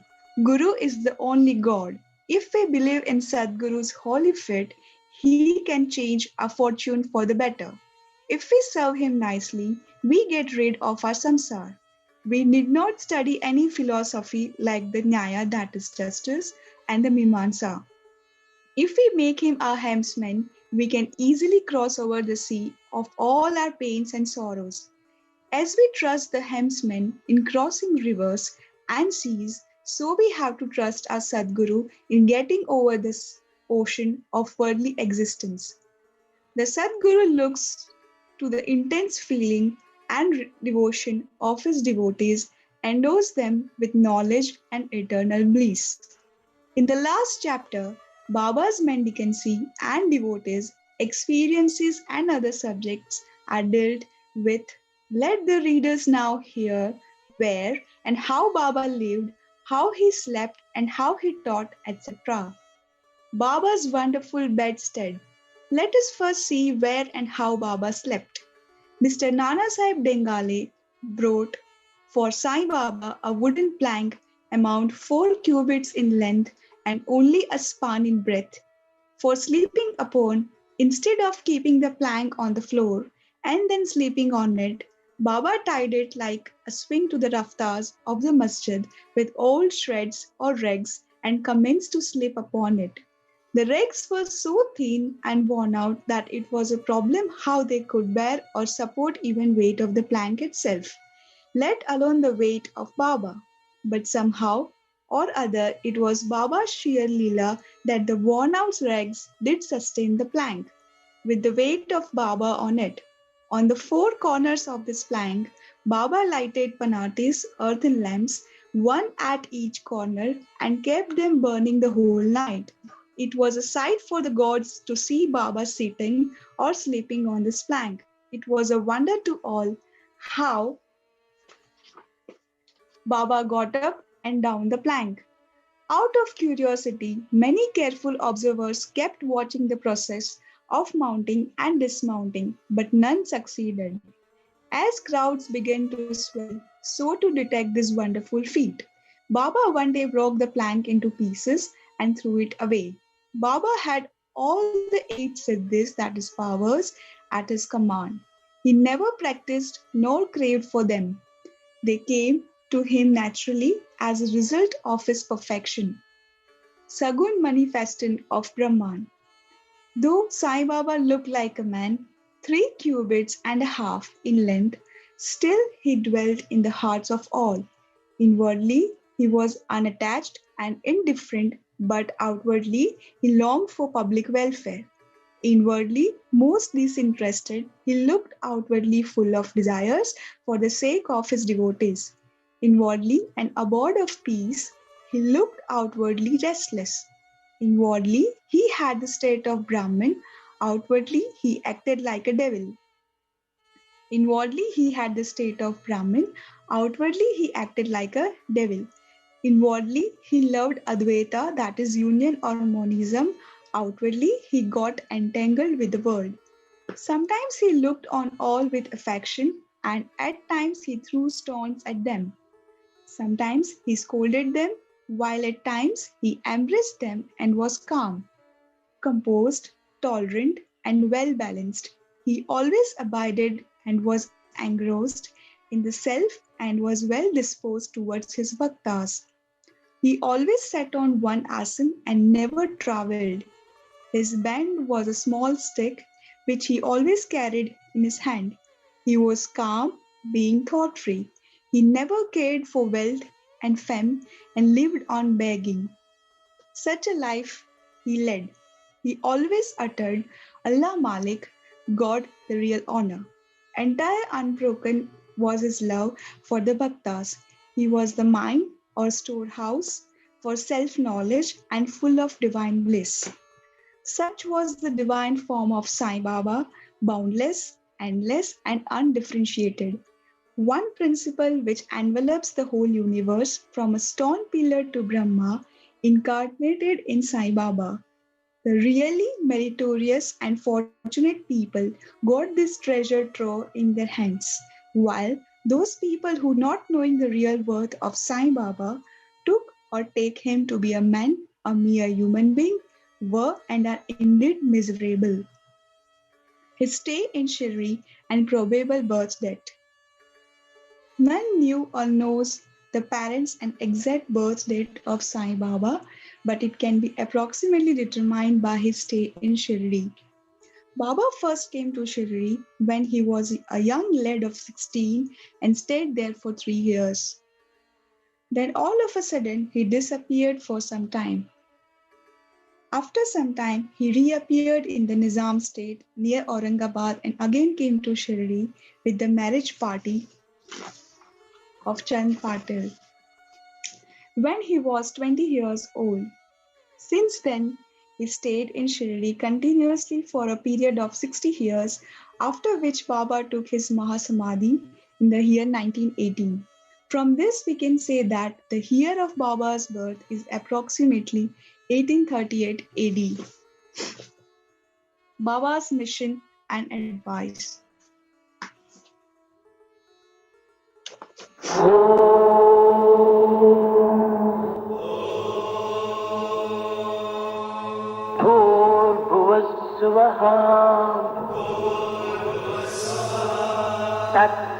तत्सवितुर्वरेण्यं भर्गो देवस्य धीमहि धियो यो न प्रचोदयात्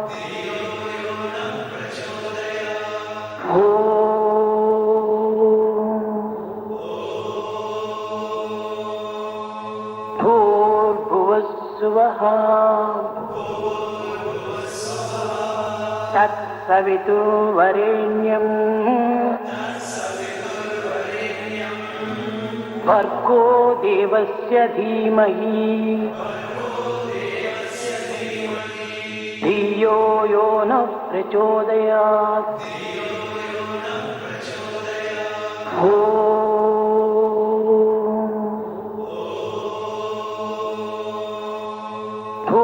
भूर्भुवस्सुवः तत्सवितुर्वरेण्यं भर्गो देवस्य धीमहि धियो यो न प्रचोदयात्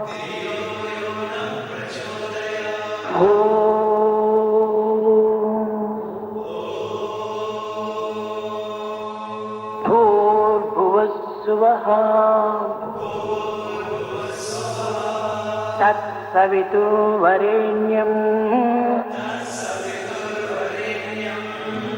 भर्गो देवस्य धीमहि धियो यो न प्रचोदयात्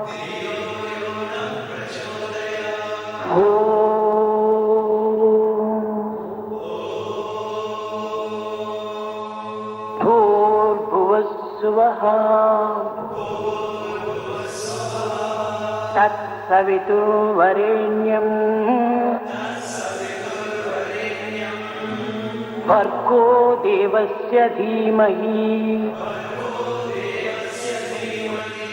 धियो यो नः प्रचोदयात्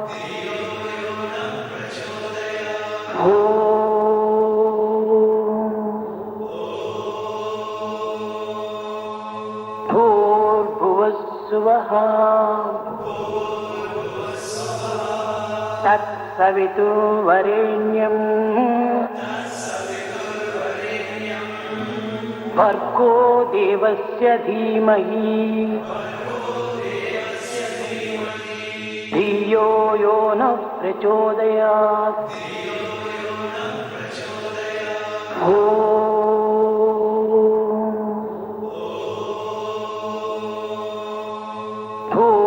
भूर्भुवस्सुवः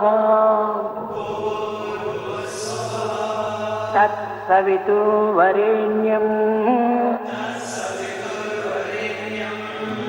भर्गो देवस्य धीमहि धियो यो नः प्रचोदयात्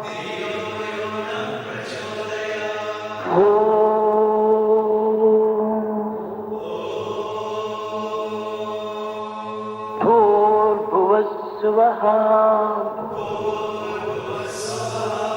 तत्सवितुर्वरेण्यम् भर्गो देवस्य धीमहि धियो यो नः प्रचोदयात्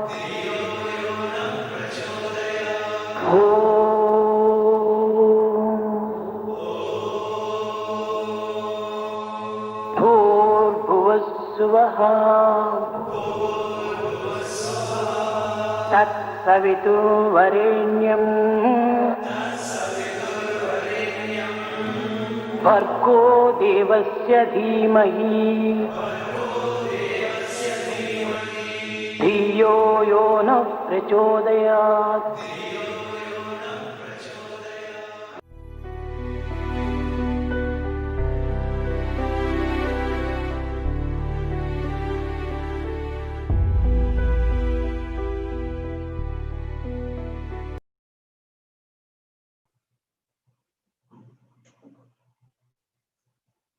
Baba's mission and advice.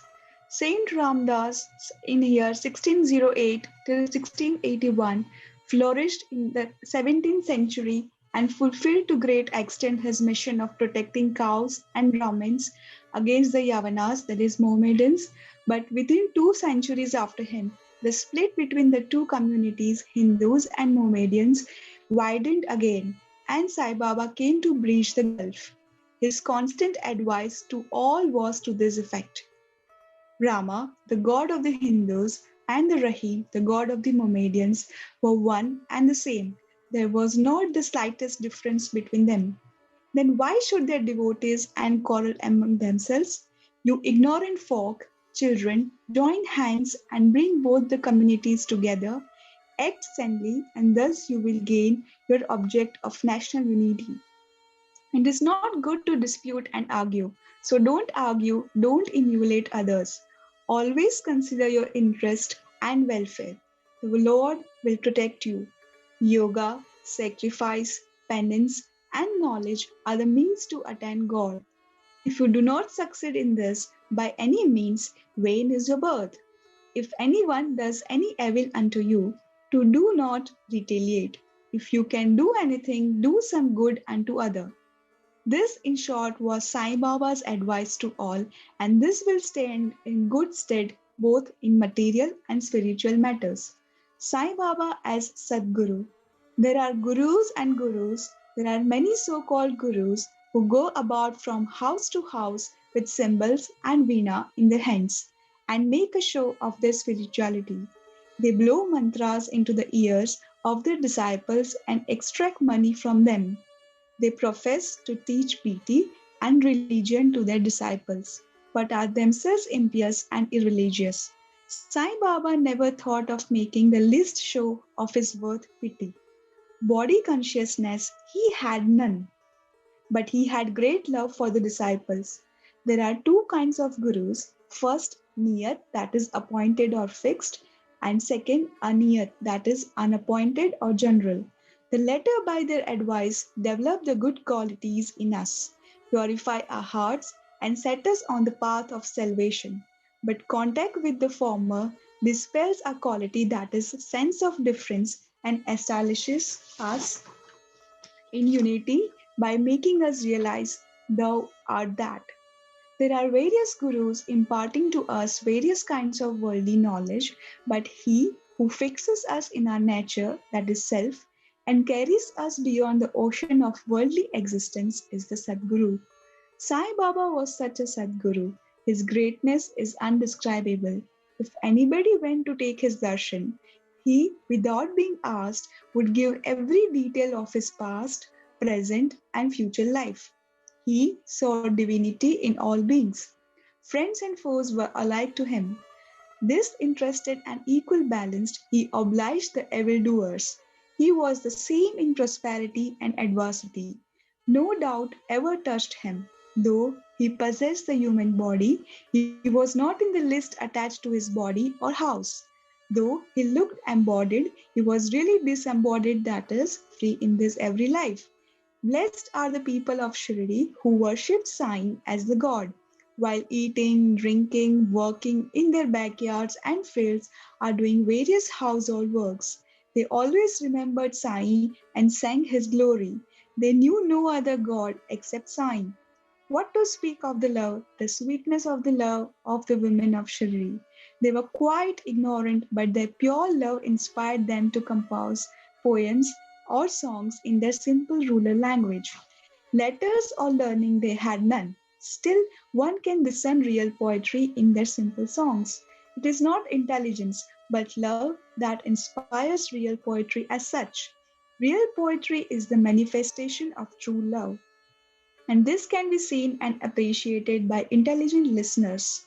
Collection of these folk sings is desirable, and Baba willing, some fortunate devotee may undertake the task of collecting and publishing these folk songs, either in the Sai Leela magazine or separately in a book form. Baba's humility. Lord or Bhagwan is said to have six qualities, that is, fame, wealth, non attachment, knowledge, grandeur, and generosity.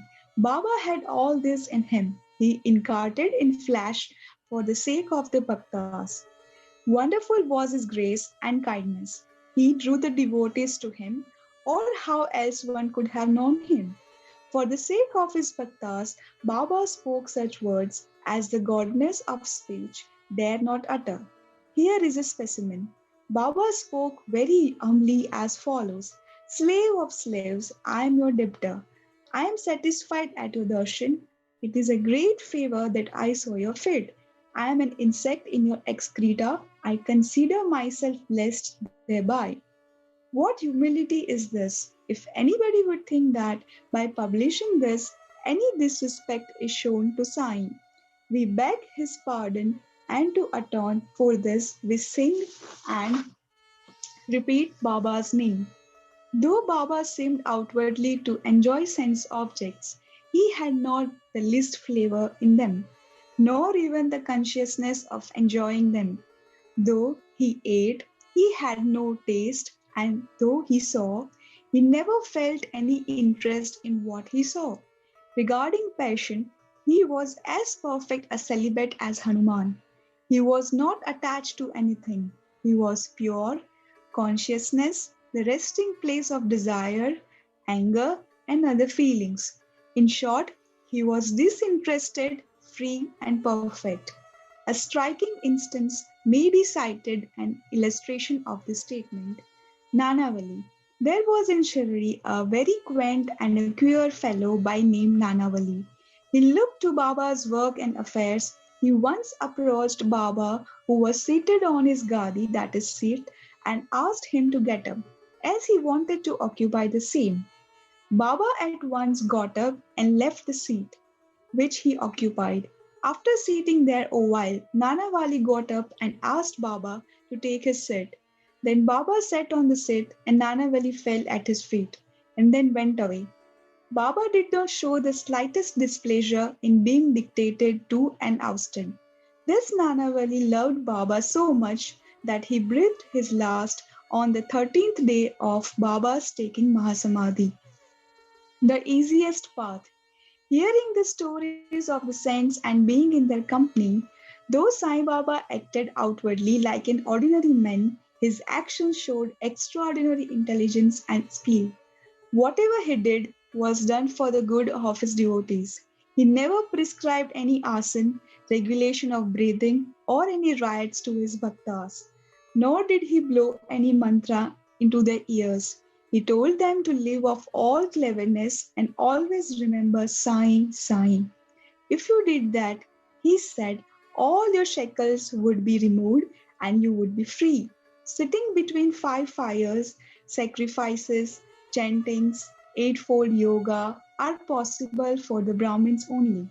They are of no use to the other classes. The function of the mind is to think. It cannot remain for a minute without thinking. If you give it a sense object, it will think about it. If you give it to a guru, it will think about guru. You have heard most attentively the greatness and grandeur of Sai. This is the natural remembrance, worship, and kirtan of Sai. Hearing the stories of the saints is not so difficult as the other sadhanas mentioned above. They, stories, remove all fear of this samsara, worldly existence, and take you on to the spiritual path. So listen to the stories, meditate on them, and assimilate them. If this is done, not only the Brahmins, but women and lower classes will get pure and holy. You may do or attend to your worldly duties, but give your mind to Sai and his stories, and then he is sure to bless you. This is the easiest path, but why do not all to take it? The reason is that without God's grace, we do not get the desire to listen to the stories of saints. With God's grace, everything is smooth and easy. Hearing the stories of the saints is easy in a way. Keeping their company, the importance of the company of saints is very great. It removes our body consciousness and egoism, destroys completely the chain of our birth and death, cuts asunder all the nodes of the heart, and takes us to God, who is pure consciousness. It certainly increases our non-attachment to sense objects and makes us quiet in. We conclude this chapter with meditation on Sai's form. He, the beautiful and handsome Sai, standing on the edge of the masjid and distributing udi to each and every bhakta with a view to his welfare. He, who thinks the world as a knot and who is never engrossed in supreme bliss, before him we humbly prostrate ourselves. Bow to Shirdi Sai. Peace be to all. Chapter 11. Sai as Saguna Brahma. Dr. Pandit's worship. Haji Siddiq Falke. Control over the elements. Let us now in this chapter describe the manifested Saguna Brahma Sai as to how he was worshipped and how he controlled the elements. Sai as Saguna Brahma. There are two aspects of God or Brahma. The unmanifested or the Nirgun and the manifested or the Sagun. The Nirgun is formless, while the Sagun is with form, though both denote the same Brahma. Some prefer to worship the former, some the latter. As stated in the Gita, chapter 13, the worship of the latter is easy and preferable. As man has got a form, body, senses, etc., it is natural and easy for him to worship God with form. Our love and devotion do not develop unless we worship Saguna Brahma for a certain period of time. And as we advance, it leads us to the worship, meditation of Nirguna Brahma. So let us start with Saguna worship. Image, altar, fire, light, sun, water, Brahma are the 7 objects of worship. But Sadguru is better than all these. Let us on this occasion bring to our mind the form of Sai, who was non-attachment incarnate and who was a resting place for his devotees. Our faith in his words is the asana, And our sankalpa, determination to accomplish the puja, is the abandonment of all our desires. Some say that Sai was a Bhagavad Bhakta, devotee of the Lord. Others say he was Maga Bhagavad, a great devotee, but to us he is God incarnate. He was ever forgiving, never irritable, straight, soft, tolerant, and content beyond comparison. Though he looked embodied as having a form, he was really disembodied, emotionless, unattached, and internally free. The Ganges, on its way to the sea, cools and refreshes the creatures affected with heat, gives life to the crops and trees, and quenches the thirst of many. Similarly, saints, souls like Sai, while they live their own, give solace and comfort to all. Lord Krishna has said that the saint is my soul, my living image. I am he, or he is my pure form, being. This indescribable Shakti or power of God, known as pure existent knowledge and bliss, incarnated in the form of Sai in Shirdi. The Shruti, Taittiriya Upanishad, describes Brahma as pure bliss. This we read or hear daily in the books, but the devout people experience this Brahma or bliss in Shirdi. Baba, the support of all, required no prop or asan from anybody. He always used a piece of sackcloth for his seat, which was covered with a small mattress by his bhaktas and had a bolster placed by them, rest as his back. Baba respected the feeling of his devotees and allowed them to worship him as they liked.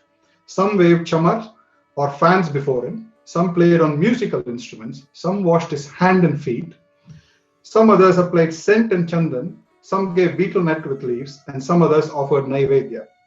Though he looked like living in Shirdi, he was present everywhere. This all-pervasiveness of his was daily experienced by his devotees. Our humble prostration to this all-pervasive Sadguru. Dr. Pandit's worship. One Dr. Pandit, a friend of Sathya Sahib Nolkar, once came to Shirdi for Baba's darshan. After saluting Baba, he sat in the masjid for some time. Baba asked him to go to Dada Bhatt Kelkar. He went to Dada Bhatt, by whom he was well received.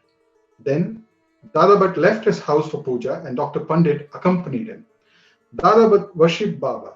Nobody until then dared to apply sandal paste to Baba's forehead.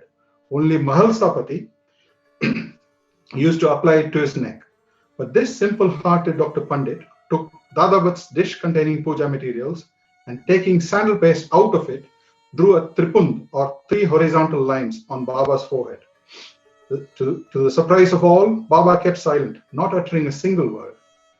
Then Dada Bhatt that evening asked Baba, how is it that though you object to the sandal paste being applied by others to your forehead, you allowed Dr. Pandit to do so? Baba replied that Dr. Pandit believed him to be the same as his guru, Raghunath Maharaj of Dopeshwar, known as Kaka Puranik, and he applied the paste to his forehead as he was doing to his guru. Hence he could not object. On inquiry, Dr. Pandit told Dada Bhatt that he took Baba as his guru, Kaka Puranik, and realized him as the same, and hence the tripund on Baba's forehead, as he did on his gurus. Though Baba allowed devotees to worship him as they pleased, still sometimes he acted in a strange way. Sometimes he threw away with the puja dish and was wrath incarnate. Then who could approach him?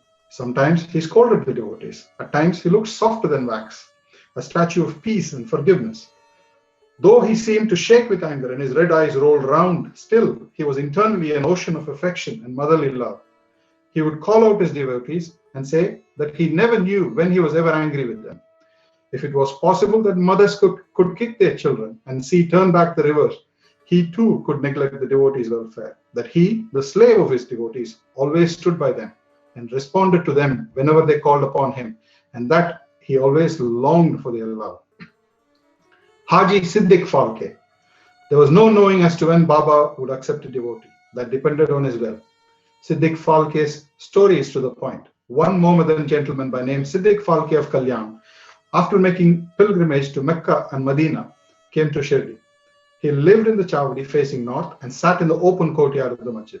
For 9 months, Baba ignored him and did not allow him to step into the masjid. Falke felt disconsolate and did not know what to do. Somebody advised him not to be disappointed, but to try and approach Baba through Shama, Madhavrao Deshpande, a close and intimate devotee of Baba. He told him that as they approached the Lord Shiva through his servant and devotee Nandi, so should Baba be approached through Shama.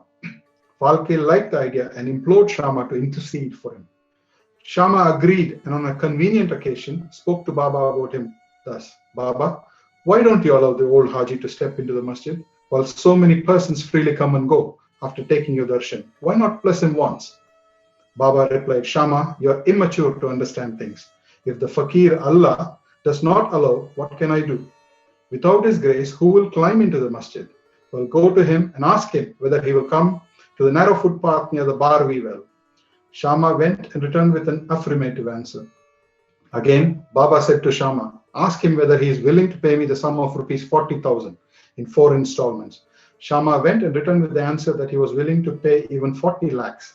Again, Baba said to Shama, we are going to cut a goat in the masjid, so ask him whether he would like to have its meat haunch or testicles of the goat.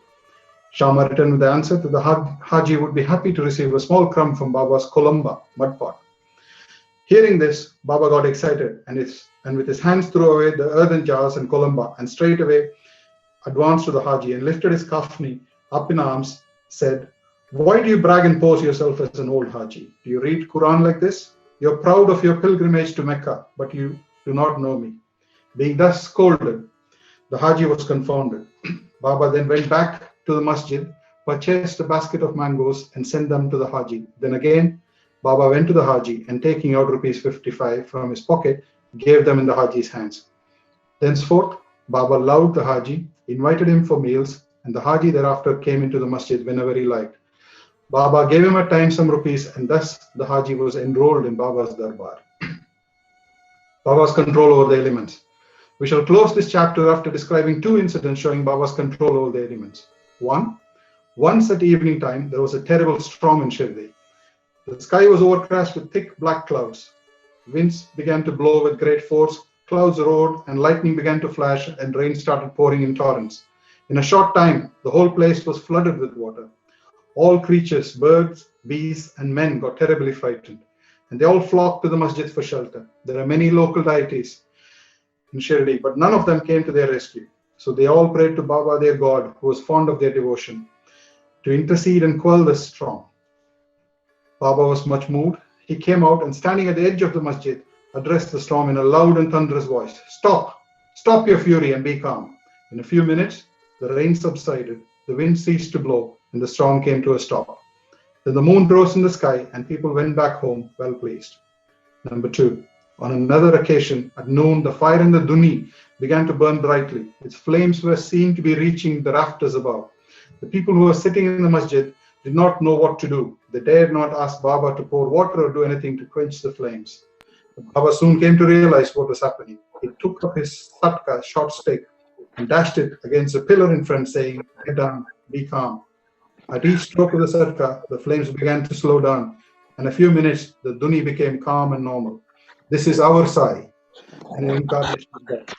Thus, any man who will prostrate and surrender, he who will read the stories of this chapter daily with faith and devotion will soon be free from all calamities. Not only this, but always attached and devoted to Sai, he will get very soon God vision. All his desires will be fulfilled, and being ultimately desireless, he will attain the Supreme. Amen.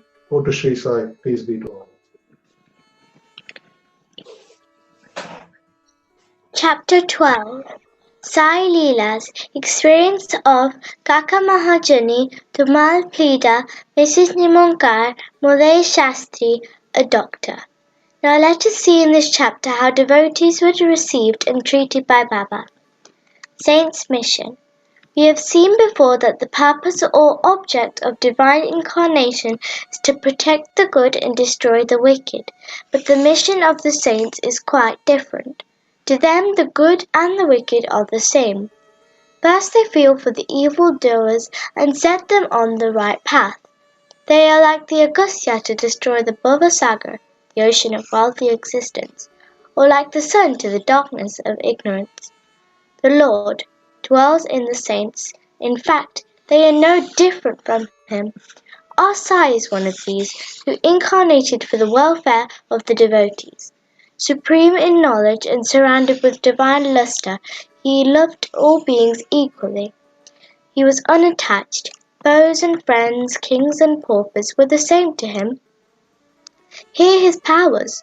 For the sake of the devotees, he spent his stock of merits and was ever alert to help them.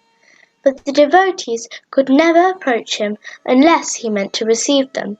If their turn did not come, Baba did not remember them, and his leelas could not reach their ears, then how could they think of seeing him? Some men desired to see Baba, but they did not get an opportunity of taking his darshan till his Mahasamadhi. There are many such persons whose desire for Baba's darshan was not thus satisfied. These persons, believing in him, listen to his leelas, their quest for milk, darshan, will be to a great extent satisfied by the buttermilk, leelas. If some persons went there by sheer luck and took Baba's darshan, were they able to stay there longer? No. Nobody could go there of his own accord, and nobody could stay there long even if he so wished. They could stay there so long as Baba permitted them to stay, and had to leave the place when asked to do so by Baba, so everything depended on Baba's will. Kaka Mahajani. Once Kaka Mahajani went to Shirdi from Bombay. He wanted to stay there for 1 week and enjoyed the Gokul Ashtami festival. As soon as he took Baba's darshan, Baba asked him, "When are you returning home?" He was rather surprised at this question, but he had to give an answer. He said that he would go home when Baba ordered him to do so. Then Baba said, "Go tomorrow." Baba's words was law and had to be obeyed. Kaka Mahajani therefore left Shirdi immediately. When he went to his office in Bombay, he found that his employer was anxiously waiting for him. His munim, i.e. the manager, suddenly fell ill, hence Kaka's presence was absolutely necessary. He had sent a letter to Kaka at Shirdi which was redirected to him at Bombay. Bor Sahib Tumal. Now listen to an opposite story. Once Bor Sahib Tumal, a pleader, was going to Nifad for a case. On the way, he came to Shirdi, took Baba's darshan and wanted to proceed to Nifad immediately. But Baba did not permit him to do so. He made him stay at Shirdi for a week or more. In the meanwhile, the magistrate at Nifad suffered intensely from pain in his abdomen, and the case was adjourned. Mr. Tumal was then allowed to go and attend the case. It went on for some months and was tried by 4 magistrates. Ultimately, Mr. Tumal won the case, and his client was acquitted. Mrs. Nimunkar. Mr. Nana Saheb Nimunkar, attender of Noman and Honorary Magistrate, was staying at Shirdi with his wife. Mr. and Mrs. Nimunkar were spending most of their time in the masjid with Baba and serving him. It so happened that their son fell ill at Belapur, and the mother decided, with Baba's consent, to go to Belapur and see her son and other relatives, and stay there for a few days, but Mr. Nana Saheb asked her to return the next day. The lady was in a fix and did not know what to do, but her godsire came to her help. While leaving Shirdi, she went to Baba, who was standing in front of Satya's Wada with Mr. Nana Saheb and others, and prostrated at his feet and asked his permission to go. Baba said to her, "Go, go, quickly. Be calm and unperturbed. Stay comfortably at Belapur for 4 days. See all your relatives and then return to Shirdi." How opportune were Baba's words!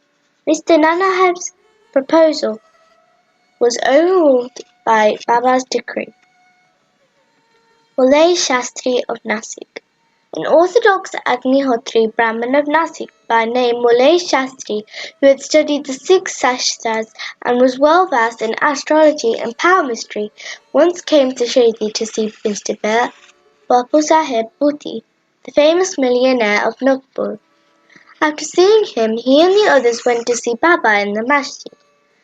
Baba brought various fruits and other things from vendors with his own money and distributed them to the persons present in the masjid. Baba used to press the mango on all sides so skillfully that when any person received it from Baba and sucked it, he got all the pulp at once in his mouth and could throw away the stone and the skin forthwith. Plantains were peeled off by Baba and the kernel was distributed to the devotees, while the skins were retained by Baba for himself. Mulay Shastri, as a palmist, wanted to examine Baba's hand or palm and requested him to extend the same. Baba ignored his request and gave 4 plantains to him. Then they all returned to the Wada and Mulay Shastri bathed, wore sacred clothes and wore his routine duties with Agnihotra, etc. Then Baba as usual started for Lendi and said, "Take some jeru, a red miry substance to dye clothes in a saffron colour. We shall today don saffron-coloured cloth." No one understood what Baba meant.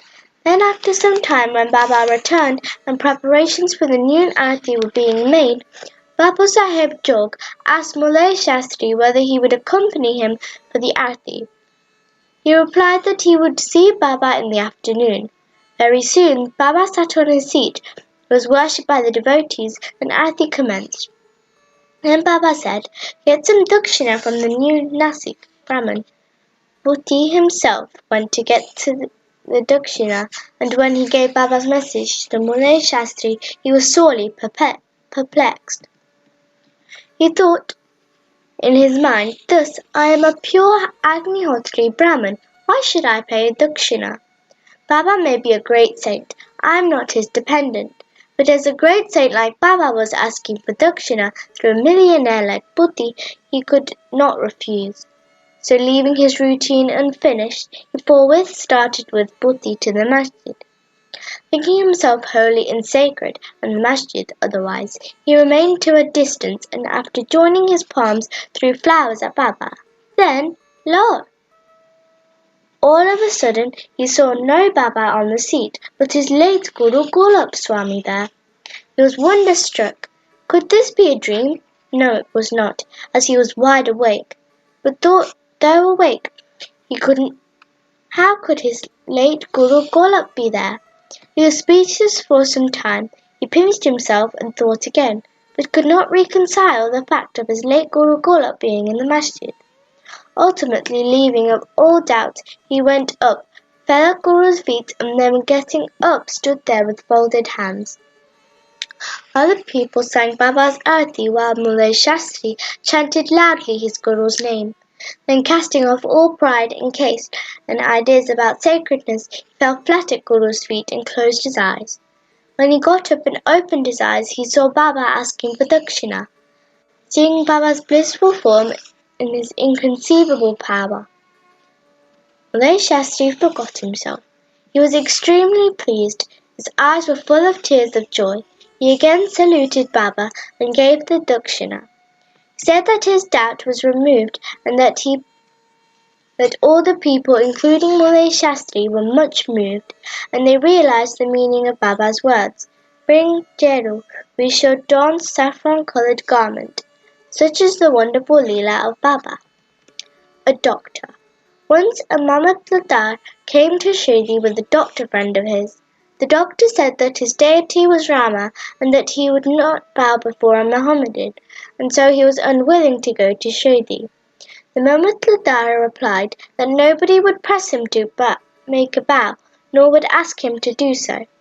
So he should come and give the pleasure of his company. Accordingly, they came to Shirdi and went to the masjid for Baba's darshan. All were wonderstruck to see the doctor going ahead and saluting Baba. They asked him how he forgot the resolve and bowed before a Mussulman.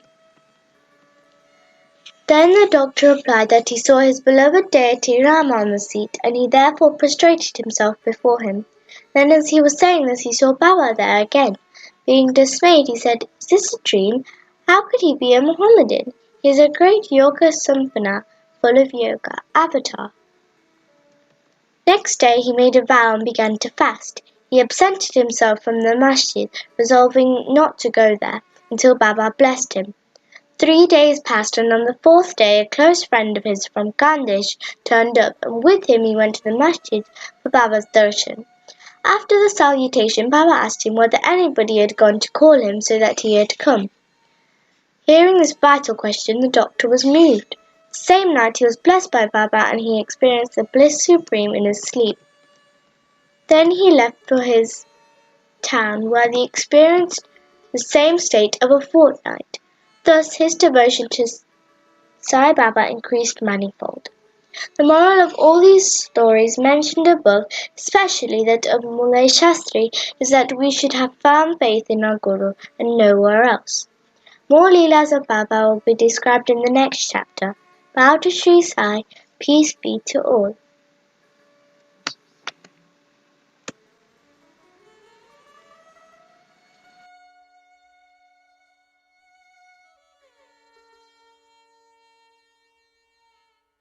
Chapter 13. More Sai Leelas. Disease is cured.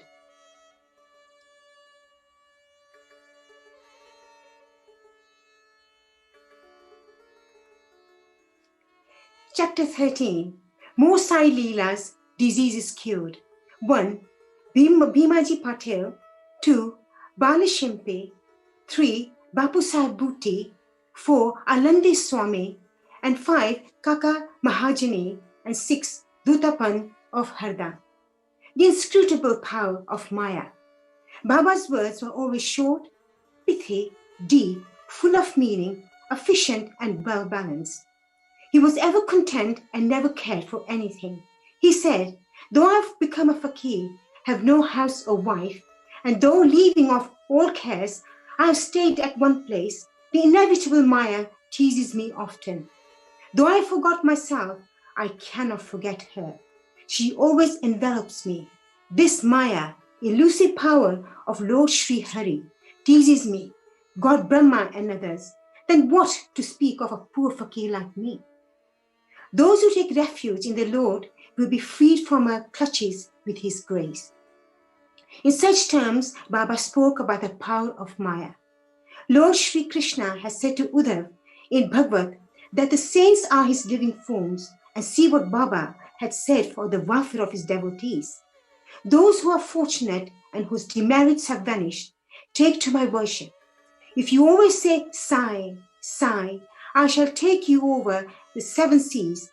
Believe in these words and you will be certainly benefited. I do not need any paraphernalia of worship, either 8-fold or 16-fold. I rest there where there is full devotion. Now read what Sai, the friend of those who surrendered themselves to him, did for their welfare. Bhimaji Pai Patel. One Bhimaji Patel of Narangao, Taluka Juna district, Pune, suffered in the year 1909 AD from a severe and chronic chest disease which ultimately developed into tuberculosis. He tried all sorts of paths, remedies, but to no effect. Losing all hopes, he ultimately prayed to God, "Oh Lord Narayana, help me now." It is well-known fact that when our circumstances are well off, we do not remember God. But when calamities and adversities overtake us, we are reminded of him. So Bhimaji now turned to God. It occurred to him that he should consult Mr. Nana Sahib Chandokar, a great devotee of Baba, in this request. So he wrote to him a letter, giving all details of his malady and asking for his opinion. In reply, Mr. Nana Sahib wrote to him that there was only one remedy left, and that was to have recourse to Baba's feet. Relying on Mr. Nana Sahib's advice, he made preparations for going to Shirdi. He was brought to Shirdi and taken to Masjid and placed before Baba. Mr. Nana Sahib and Shama, Madhav Rao Deshpande, were then present. Baba pointed out that the disease was due to the previous evil karma and was at first disposed to interfere. But the patient cried out in despair, and he was helpless and sought refuge in him, as he was at his last hope, and prayed for mercy. Then Baba's heart melted and he said, "Stay, cast off your anxiety. Your sufferings have come to an end. However oppressed and troubled one may be, as soon as he steps into the masjid, he is on the pathway to happiness. The fakir here is very kind, and he will cure the disease and protect all those with love and kindness. The patient vomited blood every 5 minutes, but there was no vomiting in the presence of Baba. From the time Baba uttered the words of hope and mercy, the malady took a favorable turn. Baba asked him to stay in Bhima Bhai's house, which was not a convenient and healthy place, but Baba's order had to be obeyed. While he was staying there, Baba cured him by 2 dreams. In the first dream, he saw himself as a boy suffering the severe pain of flogging, which he received for not reciting his swine poetry lesson before his class master. In the second dream, someone caused him intense pain and torture by rolling a stone up and down over his chest. With the pain thus suffered in dream, his cure was complete and he went home. He then often came to Shirdi, gratefully remembering what Baba did for him and prostrated before him.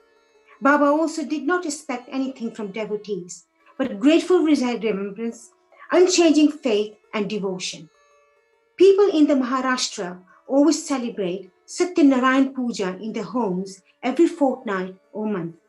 But it was this Bhimaji Patil who started a new Sai Satya Vrata Puja instead of Satyanarayan Vrata Puja in his house when he returned to his village.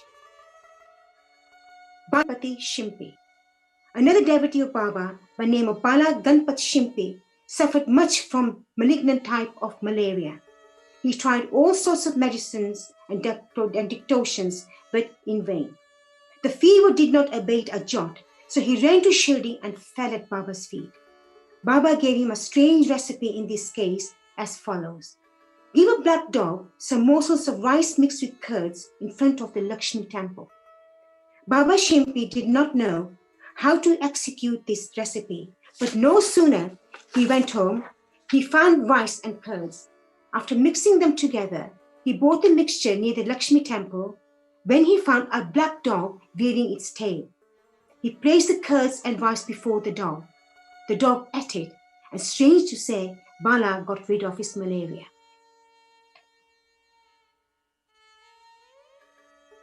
Bapu Sahib Bhuti. Sriman Bapu Sahib Bhuti suffered once from dysentery and vomiting. His cupboard was full of patent drugs and medicines, but none of them had any effect. Bapu Sahib got very weak on account of purgings and vomitings, and therefore was not able to go to masjid for Baba's darshan. Baba then sent for him and made him sit before him and said, "Now take care, you should not purge anymore." And waving his index finger, the vomiting must also stop. Now look at the force of Baba's words. Both the maladies took to their heels, disappeared, and Bhuti felt well again. On another occasion, he had an attack of cholera and suffered from severe thirst. Dr. Pillai tried all sorts of remedies but could not give him any relief. He then went to Baba and consulted him as what to drink that would allay his thirst and cure the disease. Baba prescribed an infusion of almonds, walnuts, pistachio, a kind of dry fruit, boiled in sugared milk. This would be considered as a fatal aggravation of disease by any other doctor or physician. But in implicit obedience to Baba's order, the infusion was administered, and strange to say, this disease was cured. Alandi Swami. A Swami from Alandi, wishing to take Baba's darshan, came to Shirdi. He suffered from a severe pain in his ear, which prevented him from getting the sleep. He was operated for this, but it served no purpose. The pain was severe, and he did not know what to do. While he was returning, he came to take Baba's leave. When Shama, Madhav Rao Deshpande, requested Baba to do something for the pain in Swami's ear. Baba comforted him. Allah acha karega. God will do good. The Swami then returned to Pune, and after a week sent a letter to Shirdi, stating that the pain in his ear had subsided, that the swelling was there, and in order to get the swelling removed, he went to Bombay for operation, but the surgeon on examining the ear said that no operation was then necessary. Such was the wonderful effect of Baba's words. Kaka Mahajane. Another devotee named Kaka Mahajane suffered once from diarrhea. In order that there should be no break in his services to Baba, Kaka kept a tamba, a pot, water in some corner of the masjid. Whenever there was a call, he would go out. As Baba knew everything, Kaka did not inform him of his disease, thinking that Baba of his own cured it soon. The work of constructing the pavement in front of the masjid was permitted by Baba. But when the actual work began, Baba got wild and shouted out loudly. Everybody ran away. And as Kaka was also doing the same, Baba caught hold of him and made him sit there. In the confusion that followed, somebody left a small bag of groundnuts. Baba took a handful of groundnuts, rubbed them in his hands, blew away the skins, and gave the clean nuts to Kaka and made him eat them. Scolding and cleaning the nuts, making Kaka eat them, went on simultaneously. Baba ate some of them. Then when the bag was finished, Baba asked him to fetch water as he felt thirsty. Kaka brought a pitcher full of water. Then Baba drank some water and made Kaka also drink it. Baba then said, "Now your diarrhea has stopped and you may attend to the work of the payment." In the meanwhile, other persons who had run away returned and started the work, and Kaka, whose motions had stopped, also joined them. Are groundnuts medicine for diarrhea? According to current medical opinion, groundnuts would aggravate the disease and not cure it. The true medicine in this, as in other cases, was Baba's word. Dattopant of Harda. A gentleman from Harda by name of Dattopant suffered from stomach ache for 14 years. None of the remedies gave him any relief. Then hearing of Baba's fame, that he cures disease by sight, he ran to Shirdi and fell at Baba's feet. Baba looked at him kindly and gave him blessings. Then Baba placed his hand on his head, and then when he got Baba's udhi with blessing, he felt relieved and there was no further trouble about the malady. Towards the end of this chapter, 3 cases are cited in footnotes. Number 1, Madhav Rao Deshpande suffered from piles. Baba gave him decoction of sonamukhi, sanapods. This relieved him. Then after 2 years, the trouble again reoccurred, and Madhav Rao took the same decoction without consulting Baba. The result was that the disease aggravated, but later on it was cured by Baba's grace. Kaka Mahajani's elder brother, Ganga Dharpant, suffered for many years from stomach pain. Hearing Baba's fame, he came to Shirdi and requested Baba to cure him. Baba touched his belly and said, "God will cure." From that time, there was no stomach pain and he was completely cured. Number 3, Nana Sahib Chandokar also once suffered from intense stomach pain. He was restless the whole day and night. Doctors administered syringes which produced no effect. Then he approached Baba, who told him to eat barfi, a kind of sweetmeat mixed with ghee. This recipe gave him complete relief. All these stories go to show that the real medicine that cured the various diseases permanently was Baba's word and grace, and not any medicines or drugs. Bow to Shri Sai, and peace be to all. Jai Sai Ram. Shri Satcharitra Sadguru Sainath Maharaj ki jai. Aarati Sai Baba Saukya Datar Jeeva Charana Rajatani Yavadasa Visava Bhakta Visava Aarati Sai Baba Tumse Nam Dhyata Hari Samskriti Vyata Agadha Tava Karani Margada Visiyanata Kavisiyanata Aarati Sai Baba Kaliyogi Avatara Saguna Para Brahma Sachara Avatirna Zala Sri Swami Datta Digambara Datta Digambara Aarati Sai Baba आरोग्यदातार जीवा शरणार जगली श्रावदासा विसावा भक्ता विसावा आरती साई बाबा शिर्डी माझे पंढरपूर साई बाबा रमावर बाबा रमावर साई बाबा रमावर शुद्ध भक्ती चंद्रभागा भाव कुंडलिक जागा भाव कुंडलिक जागा खाली लोटांगण वंदीन चरण गौरानी पाहिन रूप तुझे प्रेमे अलिंदिन आनंद पूजिन भावे वालिन महे नमः त्वमेव माता च पिता त्वमेव बन्धु च सखा त्वमेव विद्या द्रविणं त्वमेव सर्वं मम देवदेव कायेन वाचा मनसेन्द्रियैर्वा बुद्ध्यात्मना वा प्रकृति स्वभाव करोमि यद्यत् सकलं परस्मै नारायणायेति समर्पयामि अच्युतं केशवं रामनारायणं कृष्णदामोदरं वासुदेवं हरिं श्रीधरं माधवं गोपिकावल्लभं जानकीनायकं रामचन्द्रं भजे हरे राम राम राम हरे हरे हरे कृष्ण कृष्ण कृष्ण हरे हरे श्री गुरुदेव दत्त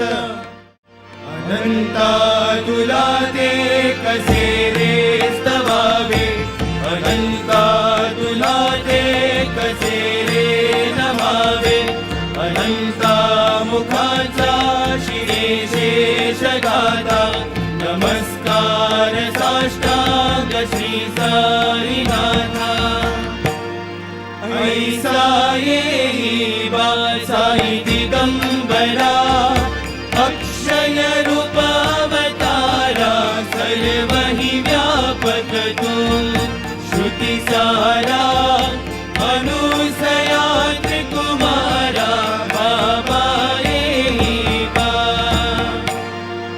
सदा सत्स्वरूपं चिदानन्दखण्डं जगत्सम्भवस्थान संहारहेतुं स्वभक्तेच्छया मानुषं दर्शयन्तं नमामीश्वरं सद्गुरुं साईनाथम् रुसो मम प्रियाम्बिका मजबरी पिता हि रुसो मम प्रियाङ्गना प्रियसुता मजाहि रुसो भगिनी बन्धुहि श्वशुर सासुबाई रुसो तदत्त गुरु साई माम सबरी कदीहि रुसो कुणाची घृणा नसो न च स्पृहा कशाची असो सदैव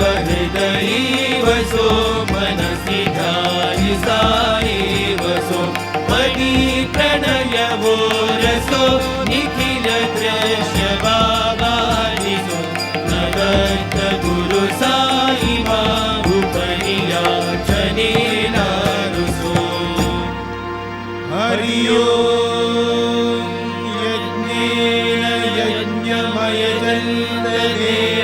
यज्ञमयजन्तदेवास्तानि धर्माणि प्रथमान्यासन् तेहनाकं महिमानः सचन्तयत्र पूर्वे साध्या सन्ति देवाः ॐ राजाधिराजाय प्रसन्न साईने नमो वयं वै श्रवणाय कुर्महे समे कामकामाय मह्यं कामेश्वरो वै श्रवणो ददातु कुबेराय वै श्रवणाय महाराजाय नमः श्रीनारायण वासुदेवाय सच्चिदानन्द सद्गुरु साईनाथ महाराज की जय।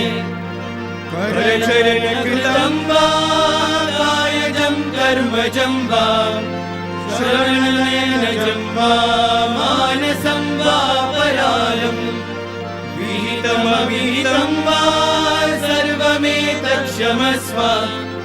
जय जय करुणाब्धे श्री प्रभो साईनाथ। श्री सच्चिदानंद सद्गुरु साईनाथ महाराज की जय।